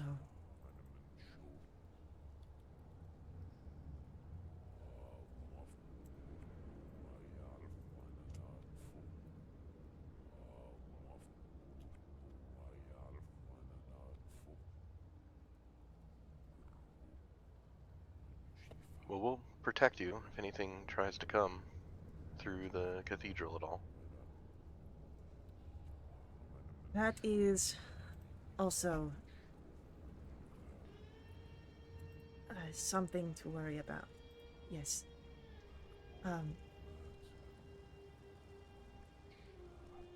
As I've never done this ritual before, you should be ready for what may come. Whether it is from outside or from within, as she looks to older Ravengard. I mean, would you feel more comfortable if maybe I did the ritual and you just talked me through it? I'm not sure if I'm capable, but if that's something that's even possible, then I we will could try need that. assistance with this ritual. I can perform the prayer, but I will need another to rest the sword against the helm to purify. Okay, I can hold the sword. We can hold them up.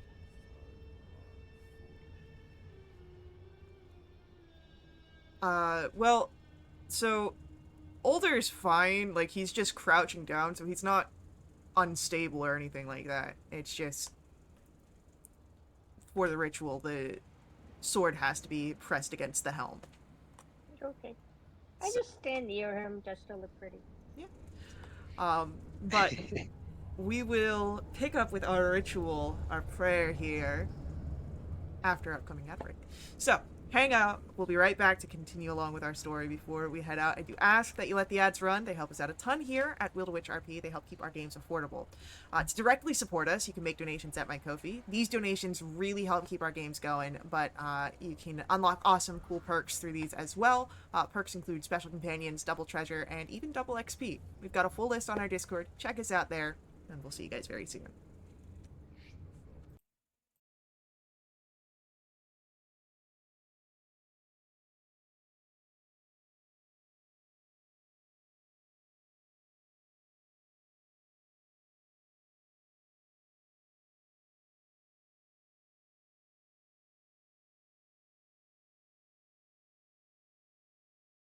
I love you. Alright, I know. we're... You were supposed to save the force. So, we are back in action here. Preparing for the ritual. Older Ravengard's been brought up. He's still mumbling and muttering and got that fight of good and evil inside of him. Theria is preparing to give the prayer that will break the hold here.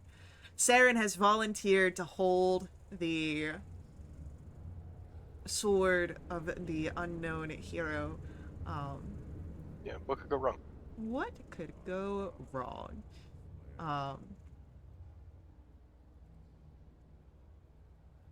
And I'm going to... I'm sure that the rest of you are just kind of keeping an eye out for any sort of trouble here. Sure. Yeah.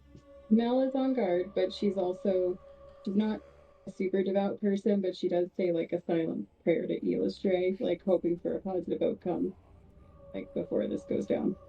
Alright. Then Feria begins. And as the first bits of the prayer begin, I need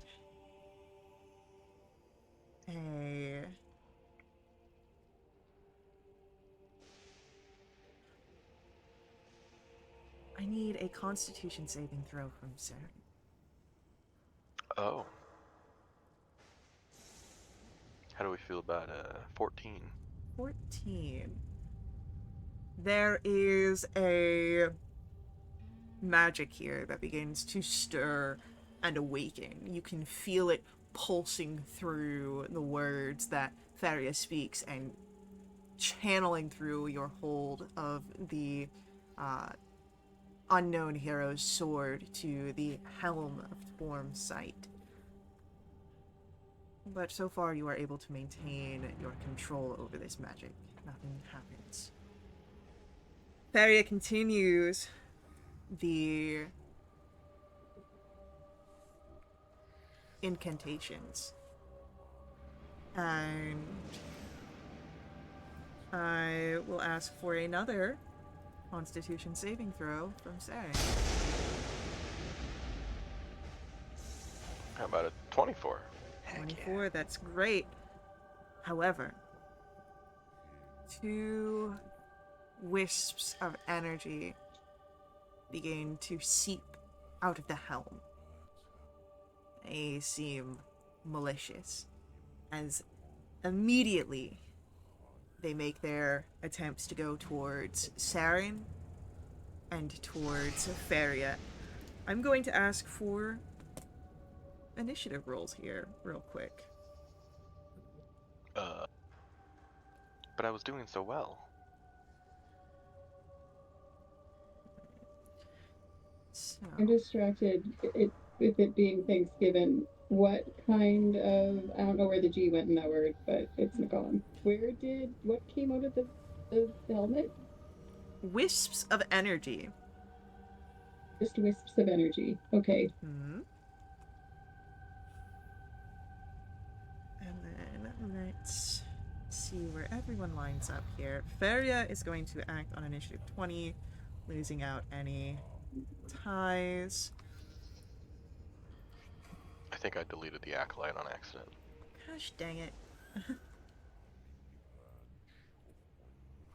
So, our demonic wisps go first. Then it will be Mel.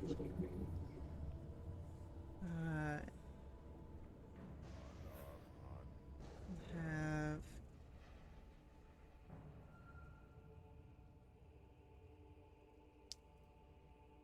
4 thematic purposes. We'll just have Saren and Faria acting on the same initiative since they're the ones doing the ritual together. Then Magda, Haven, and Rhea. So, the wisps, it seems, do not like the ritual that are happening here. They go for Faria, and they go for Saren.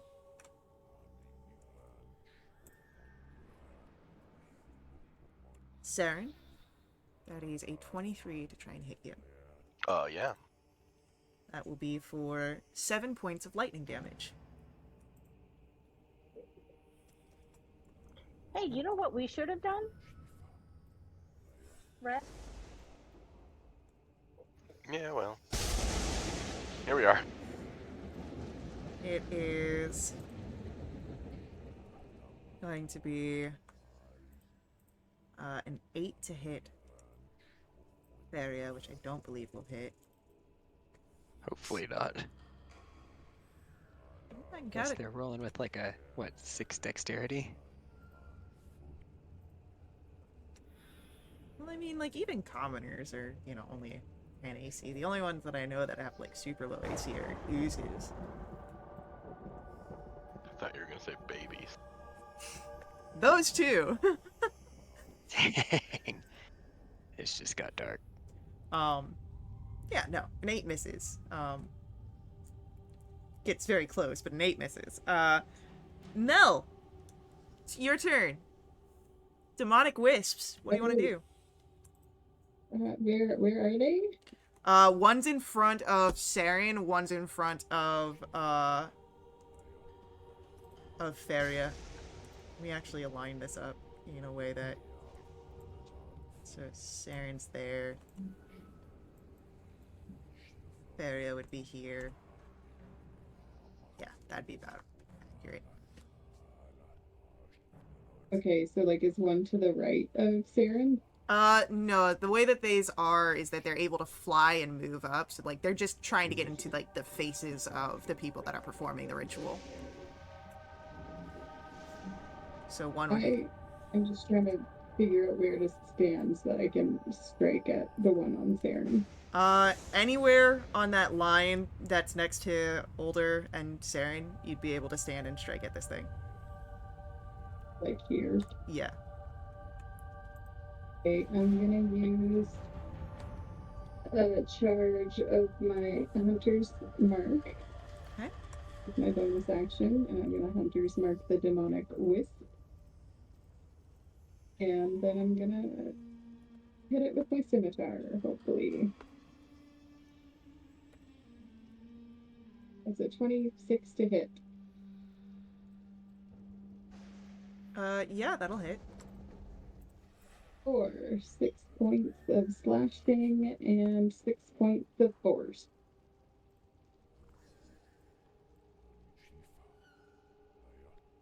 Alright. And your slashing, was that magical? Nope, it's silvered, but it is not magical. Alright, it does seem to be resistant to your non-magical damage, but it does take the force in full. Cool, cool. I'm assuming it's still around. Alright. Yes. 24 hit. 24 will Cool. hit. So 9 slashing and 3 force. Okay. And then my offhand is going to be a 17 to hit. 17 misses. Shoot. Okay, well, that's my turn. Alright. With that, it is going to be Saren and Feria. Saren, do you continue along with the ritual?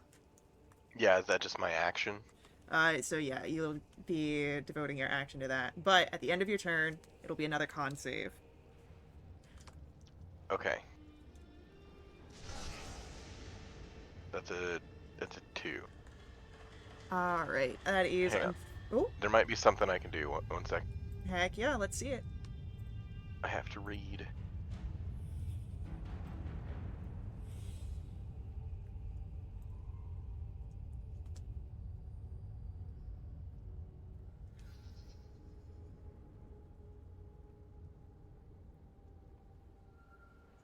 Oh, I thought I could use a sorcery point to reroll d21.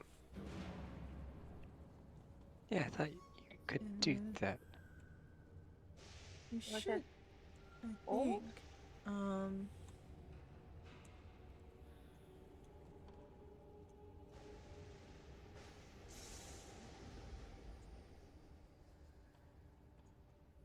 I know that you could do that in the older Baldur?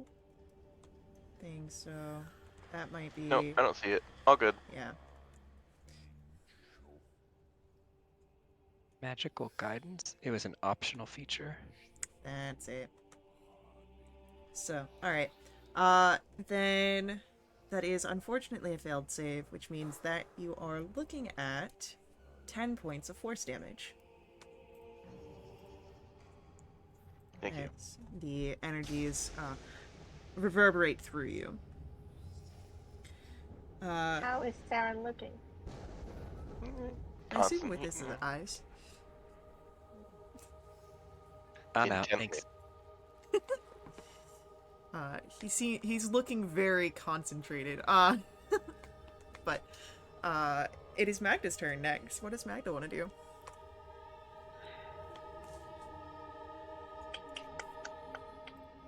I would like to go 5, 10, 15, 20, 25, and touch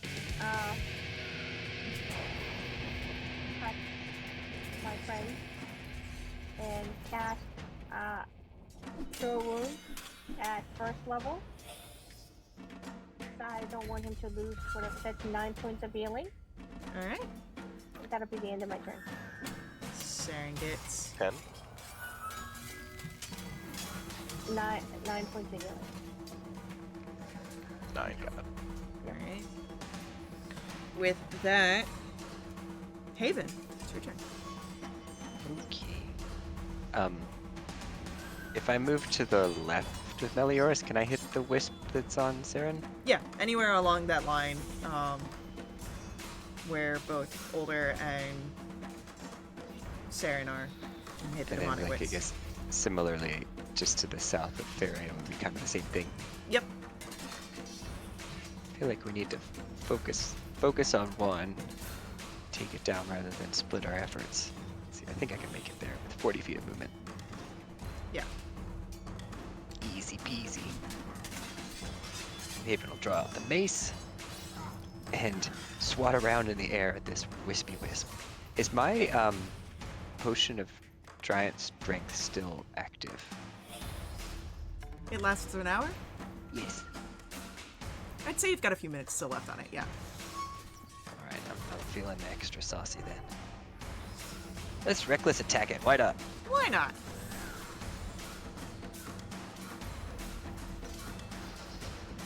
Ooh, a 1 and a 20. Yeah. Yeah, that hits. That's going to be a bunch of bludgeoning damage. I think it's as written. Yeah. It rolled correctly this time. That goes down. Yeah, so 18 magical bludgeoning damage. Yeah. It is And not then- resistant to it. I don't know if I have enough movement to get to the other wisp. If I go onto this side of Raven Guard, I don't know if I can reach that other wisp. I would say you are just outside of being able to reach it, unfortunately. Okay. I will end my turn there right now, like just trying to reach for that wisp but not quite making it. Alright, so it'll be Rhea's turn, and...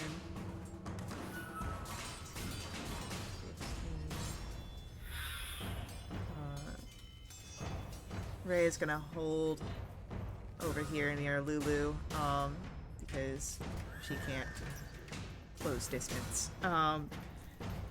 And then it is the demonic wisp, going to again try and attack Faria. Will manage to do so this turn.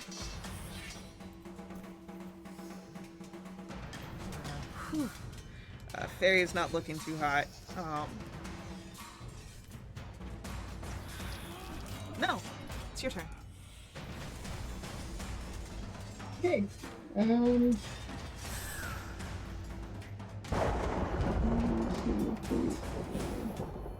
Oh yeah, I've got 40 feet of movement, so I can make it around to here. Alright.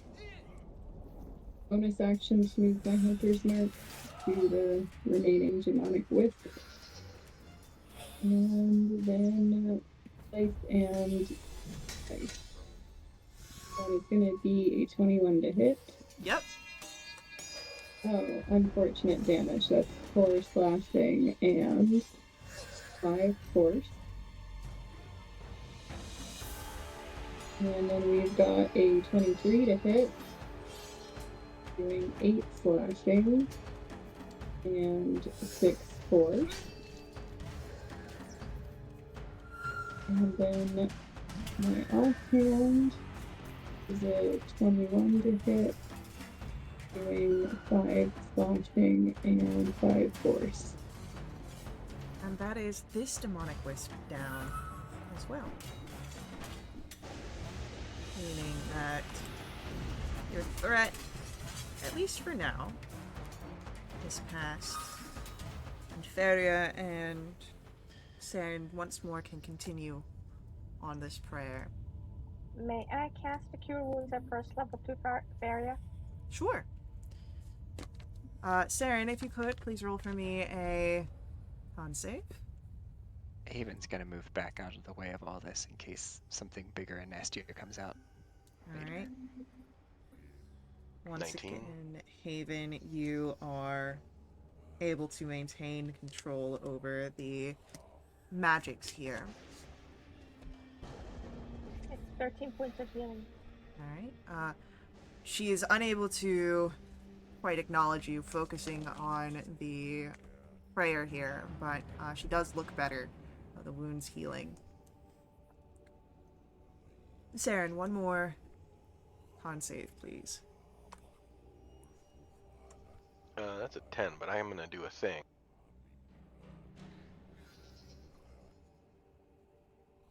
I can roll 2d4s and add it. Okay. I guess that's a 13. 13 means you do not take damage.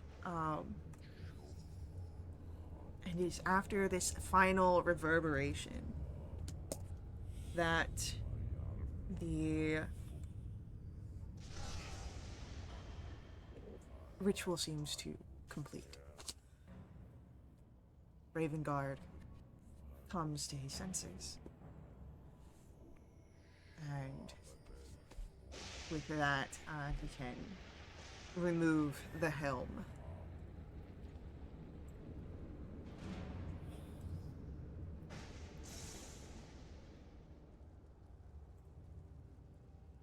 Do we need to destroy that thing now? I'm not sure, but I think we should get him downstairs at least, where it's safer. Thank you, he'll say as he stands, sort of taking the helm off. Who are you? I'm Grand Duke Older Ravengard of Baldur's Gate.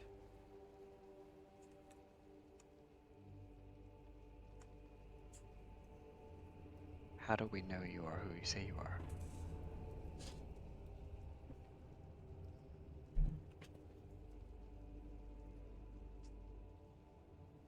Do you have means of truth-detecting magics?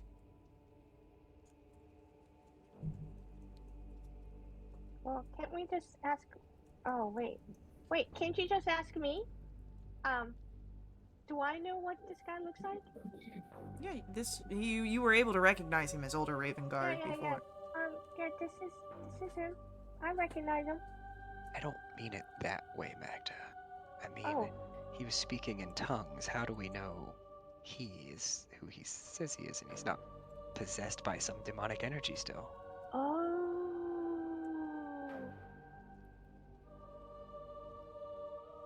I was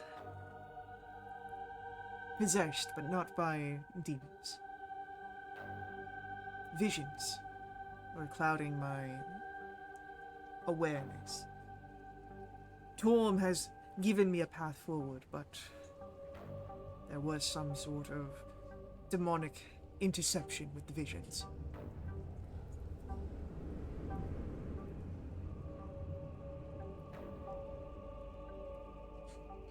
So what did you find out? I saw a bloodied woman wearing armor, a soldier wearing the colors and the crest of Elturel, grasping at a long sword fit for an angel. There was fresh blood that streamed from a cut upon the woman's cheek.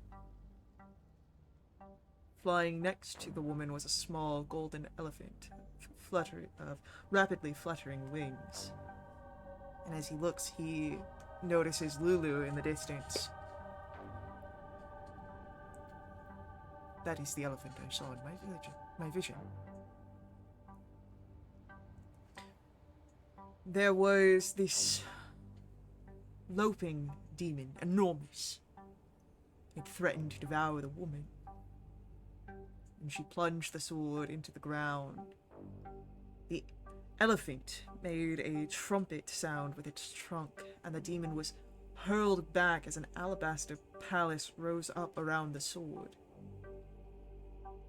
The winged elephant fled, took to the red sky of Avernus, where it watched as a bloody scab grew from the ground to engulf the palace and the enormous demon. the elephant fled and wandered in a delirium, coming upon two odd bird-like humanoids, dressed in patchwork armor. They stood next to a strange infernal vehicle. The bird creatures were equipped with odd weapons and tools.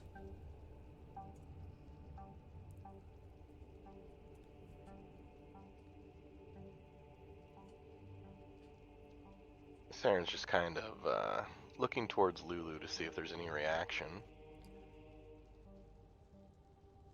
Saren, what's your passive insight? Not very good. That's a big 13. 13's high enough. There is an excitement in Lulu, as it seems that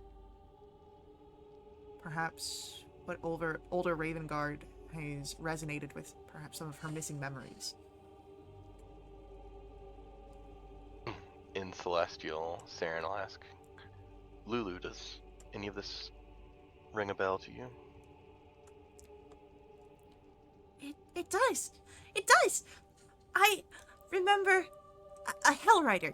I helped a Hell Rider plant Zariel's sword in the ground, and an impenetrable fortress raised all around it.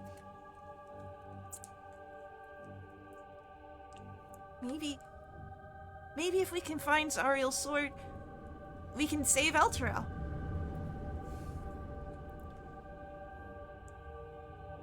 And what of those bird creatures the Grand Duke mentioned? I remember them too. Chuka and Clonk.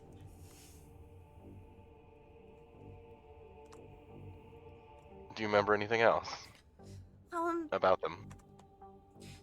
They spoke very weird, like different voices, and sometimes it was very, very awkward. And they had black feathers, but they didn't fly like me. But they were nice. They took me to a place called Fort Knucklebone. Saren will turn back to everyone else in common. Lulu remembers the bird creatures. They're from a place called Fort Knucklebone, and she also remembers placing or having Zariel's sword placed in the ground, and thinks that maybe the sword could help us save the city.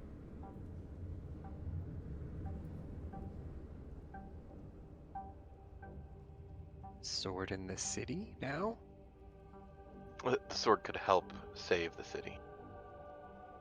Where's the sword? Is it in the city? When it was put into the ground, a fortress rose up around it. Do I see a fortress in the city? Was No. that in Avernus? It would likely have been in Avernus.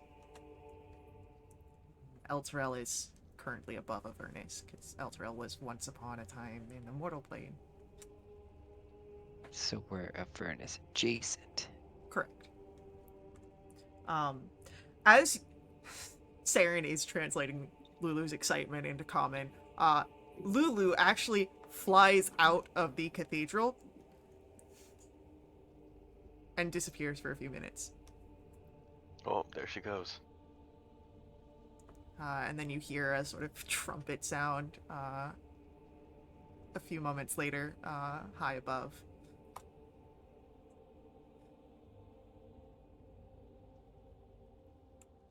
And then she'll come back in and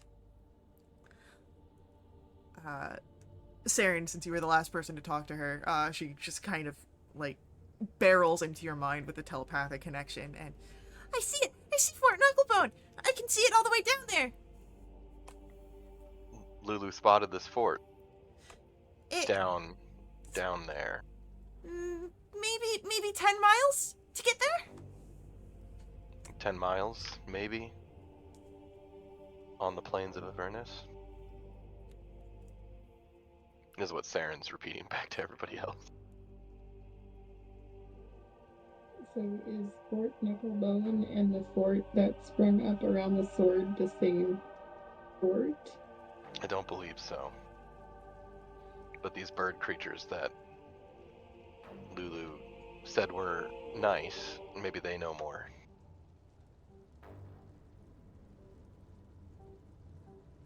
Or maybe... And can they also help us get down there? Because that's 10 miles down below is far. Well, they're already down there. Yeah, but can they fly up and then take us down? Well, I don't know how we would communicate that with them, but Lulu said they had wings, but they didn't really fly. Oh. Okay. But maybe even coming across them would help Lulu recover more memory. Oh, that'll be always be good.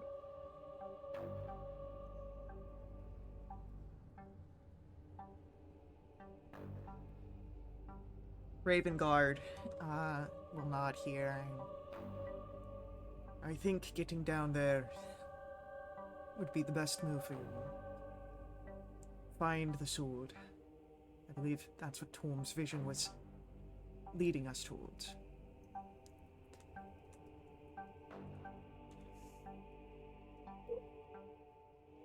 Hey, is the companion still in the sky? I don't remember. It is still in the sky. And it shoots lightning out every so often.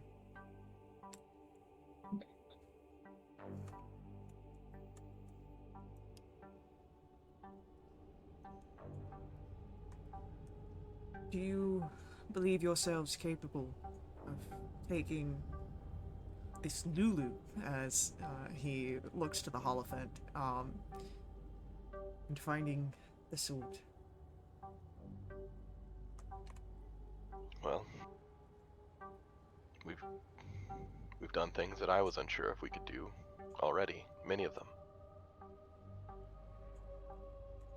I'm not sure what else there is to do other than wait here and await the city crashing down.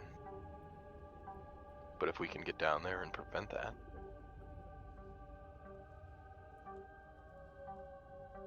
You would be doing a lot of good and saving a lot of people by doing that. I am going to stay back, help organize whatever remains of a militia against any of the devils and demons and undead that scour this city. How did you get by the guy in the cathedral, or at the graveyard, and his army of undead? I met with no conversationalist while I was there, just some undead that passed by. If there was someone else there, we did not speak. I see. There's a guy named Gideon there who seems to be either raising or controlling the undead. Not a fan of demons, is a fan of devils, but I think the living fits somewhere in the middle, so not sure if you could count Also him as an not a ally, fan but of gods. yeah, that too. Yeah, not a fan of the gods. I don't know if he's an ally necessarily, but maybe the enemy of your enemy. That is what I'm thinking. We will keep an eye on him, now that we are aware of his existence. And should something prove to be of trouble, we'll do what we can. Do you know of any way that we can get down? Any supplies or ideas? Do not know of any supplies, but I do believe that in a time and crisis quite like this, no one could be remiss if you find yourself improvising with what you can find. I do not think that the store owners would miss a few of their wares in exchange for their lives. Besides that, you could try climbing down the massive chains. They do seem perhaps large enough to support perhaps not easy travel, but less harrowing. Besides that, all I can think of is teleportation or flight.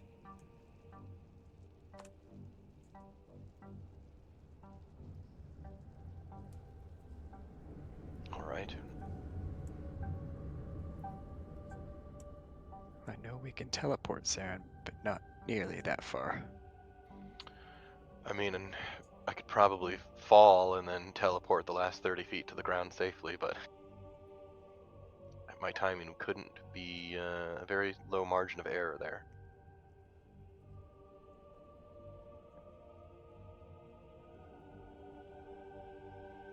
Climbing also sounds quite difficult.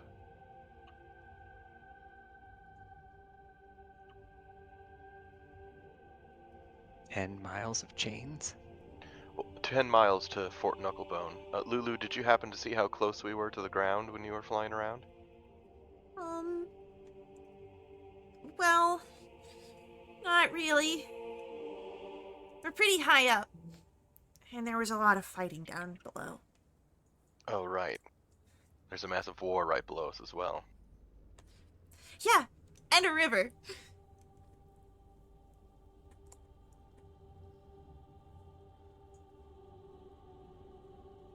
What sort of river? A big one. It's got dark water. It seems kind of scary. So perhaps aiming for the water and falling into it is a bad idea as well. If anyone would like to You can't roll... water. If anyone would like to roll for me a religion check.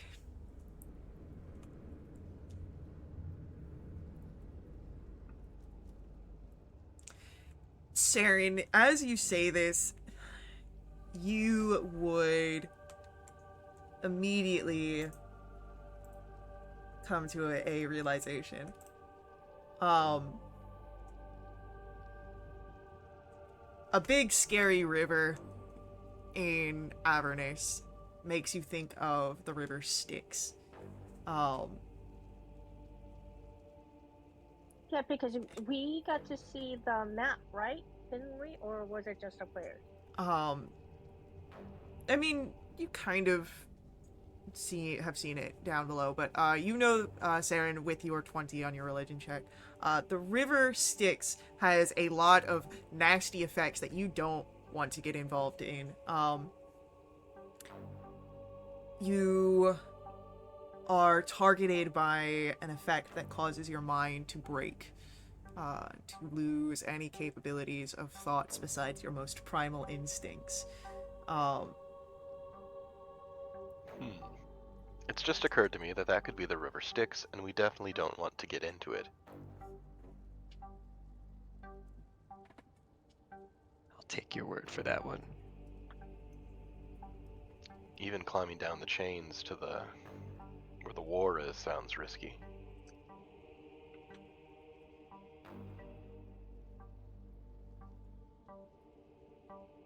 Well, I mean, I can fly. Okay. That's Lulu covered. Can you carry anyone, Lulu? Yeah, Lulu, let's say I made you bigger. Do you think you could carry 4 people? Is Lulu a small size? Yeah, Lulu's Alright. Very small. Rubbing his chin, Saren's like, no, I don't think that's actually going to work. I could maybe carry one person if I was bigger.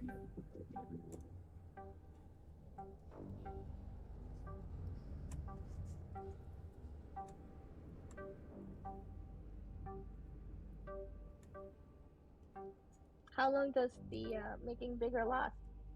1 minute. Yeah, that's probably not gonna do it.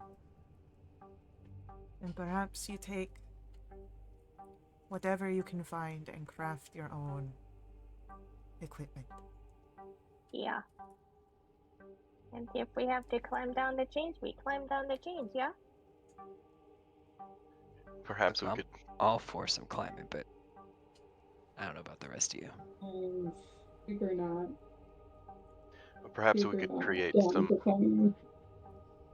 maybe with some extra rope and safety clamps and Yep. We should definitely do that. something. It still wouldn't be easy, but other than that, I mean, a parachute would take us pretty much straight down. Not sure what the wind is like here in Avernus. Well, we can always also visit the any of the shops and see what they have. Who knows? Maybe there are potions of flying. Help Neri crash. Maybe nip on quickly to Kryn and grab some. I mean, all you have to do if you're worried about whether your creation's gonna work, we'll just make an extra one, and we'll tie it to a living or a dead body and just throw them over the edge and see where they end up. And then if they end up in a reasonable place, then we all jump. A living or a dead body. Nice. Okay. That's not the worst idea.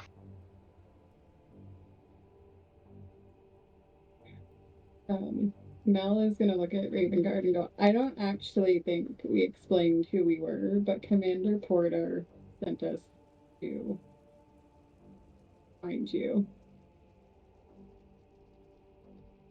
A reasonable woman.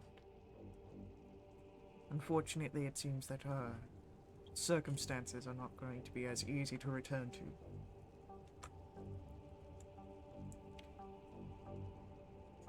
But I will do my best to keep the people here of Elturel safe. Until a time that we can return.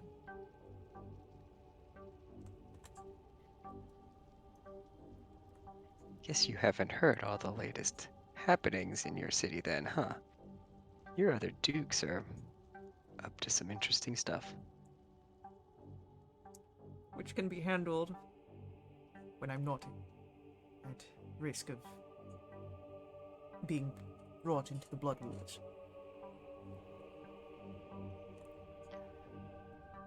So I actually think I do have a magical solution here, but it's going to depend on how far up we are. Okay, what does that mean? I have a spell that could essentially help us go straight down safely, as long as we can get there in a minute.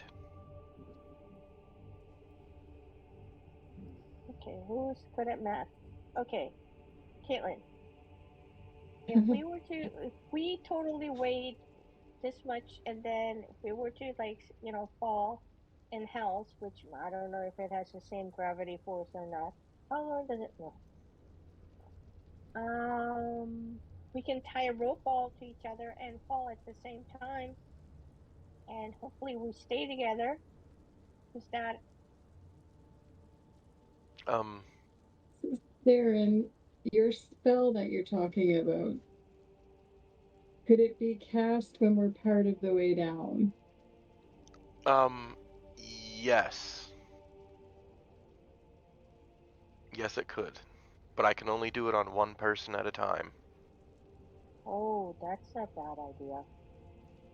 Oh, that's not the spell I thought you were talking about. This is not Featherfall. Oh, okay. Slowfall. Okay, This is not never Slowfall. mind. Okay, never mind. I will say that from your understanding of where you were before, you're about 500 feet above Avernus. Oh, Oh, I thought you said it was like 10 miles or something. that's to the fort. 10 miles to the fort, 500 feet to the river Styx is like, you are like directly above the river Styx. How many times can you go ahead and cast that spell, Darren? Enough. It would take a good amount of my energy. Okay. But that's not my main concern. This is certainly doable. Okay. My main concern is what's waiting for us directly below. Oh. You may want to check to see if we're making any concrete plans. We may want to see what the local shops have. Maybe they've got some potions. Yeah, Potions maybe. of invisibility. Great. Right. Let's check to see what resources are available to us, and then make a plan. That sounds good. A daily plan. Because I think I can do this spell called sending. So if I go down first, and if something like approaches us as you're going back and forth and whatever, I can say, "Oh, there's bad things happening here," or something. And then what are you gonna do, Magda? I'm gonna cry like a girl. And after that, Wait be for alone all of down you guys to come. Wait for all of you guys to come down. well, then what would the sending accomplish? To let you guys know, hey, get down. Okay. Tight. Okay, it's possible. I think I can get us all straight down, but Okay. Into doesn't- the river. well, I don't mean- know. Perhaps we could go to an edge of the city that's not directly over If the you get a river. running start and you all just kind of jump off the edge, you know, maybe you can overshoot where the river is. One at a time. One at a time. Is that like a river of blood? No. No. The river Styx is not of blood. It's its own thing. Oh. It's water. A river It's of just Styx. scary water. Does Magda know how to swim? You don't want to swim in this. Okay. Unless you want to be feeble-minded. No. Then- How long does that last? 30 days? With the river Styx, it can be permanent. Oh yeah, let's not do that. So. Oh. Oh, okay. I forgot. At level 6, I got a climb and swim speed equal to my walking speed, so I technically can climb, but I'm no good at it.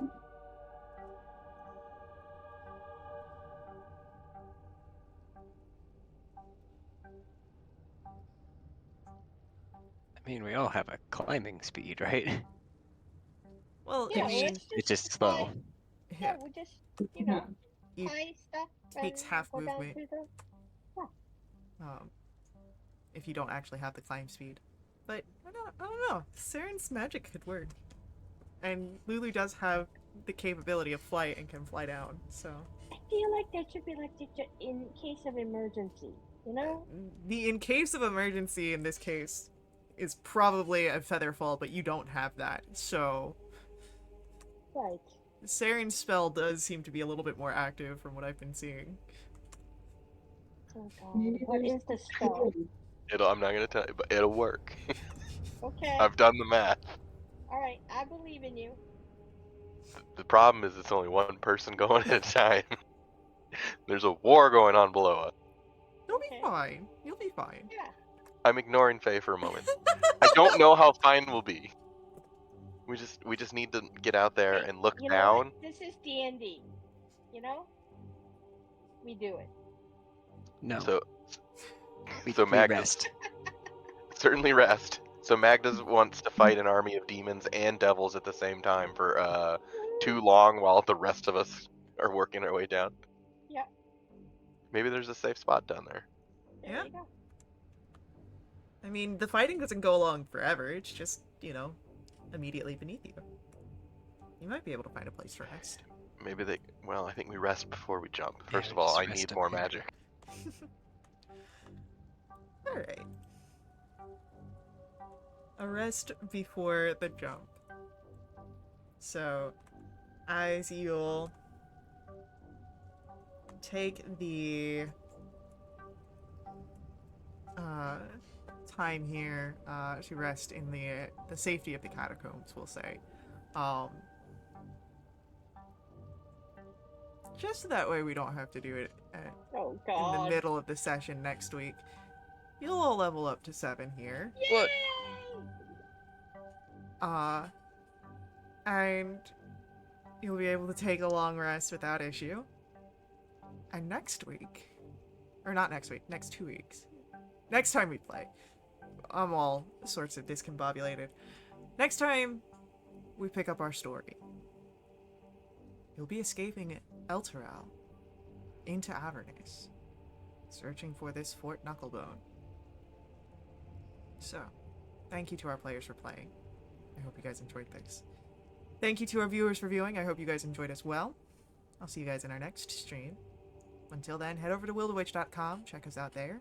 Join us in our Discord to jump in a game yourself, just keep up to date with all of our announcements.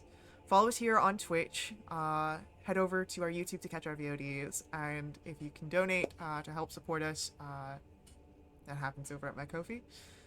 So, thank you all, We'll see you next time. Thanks.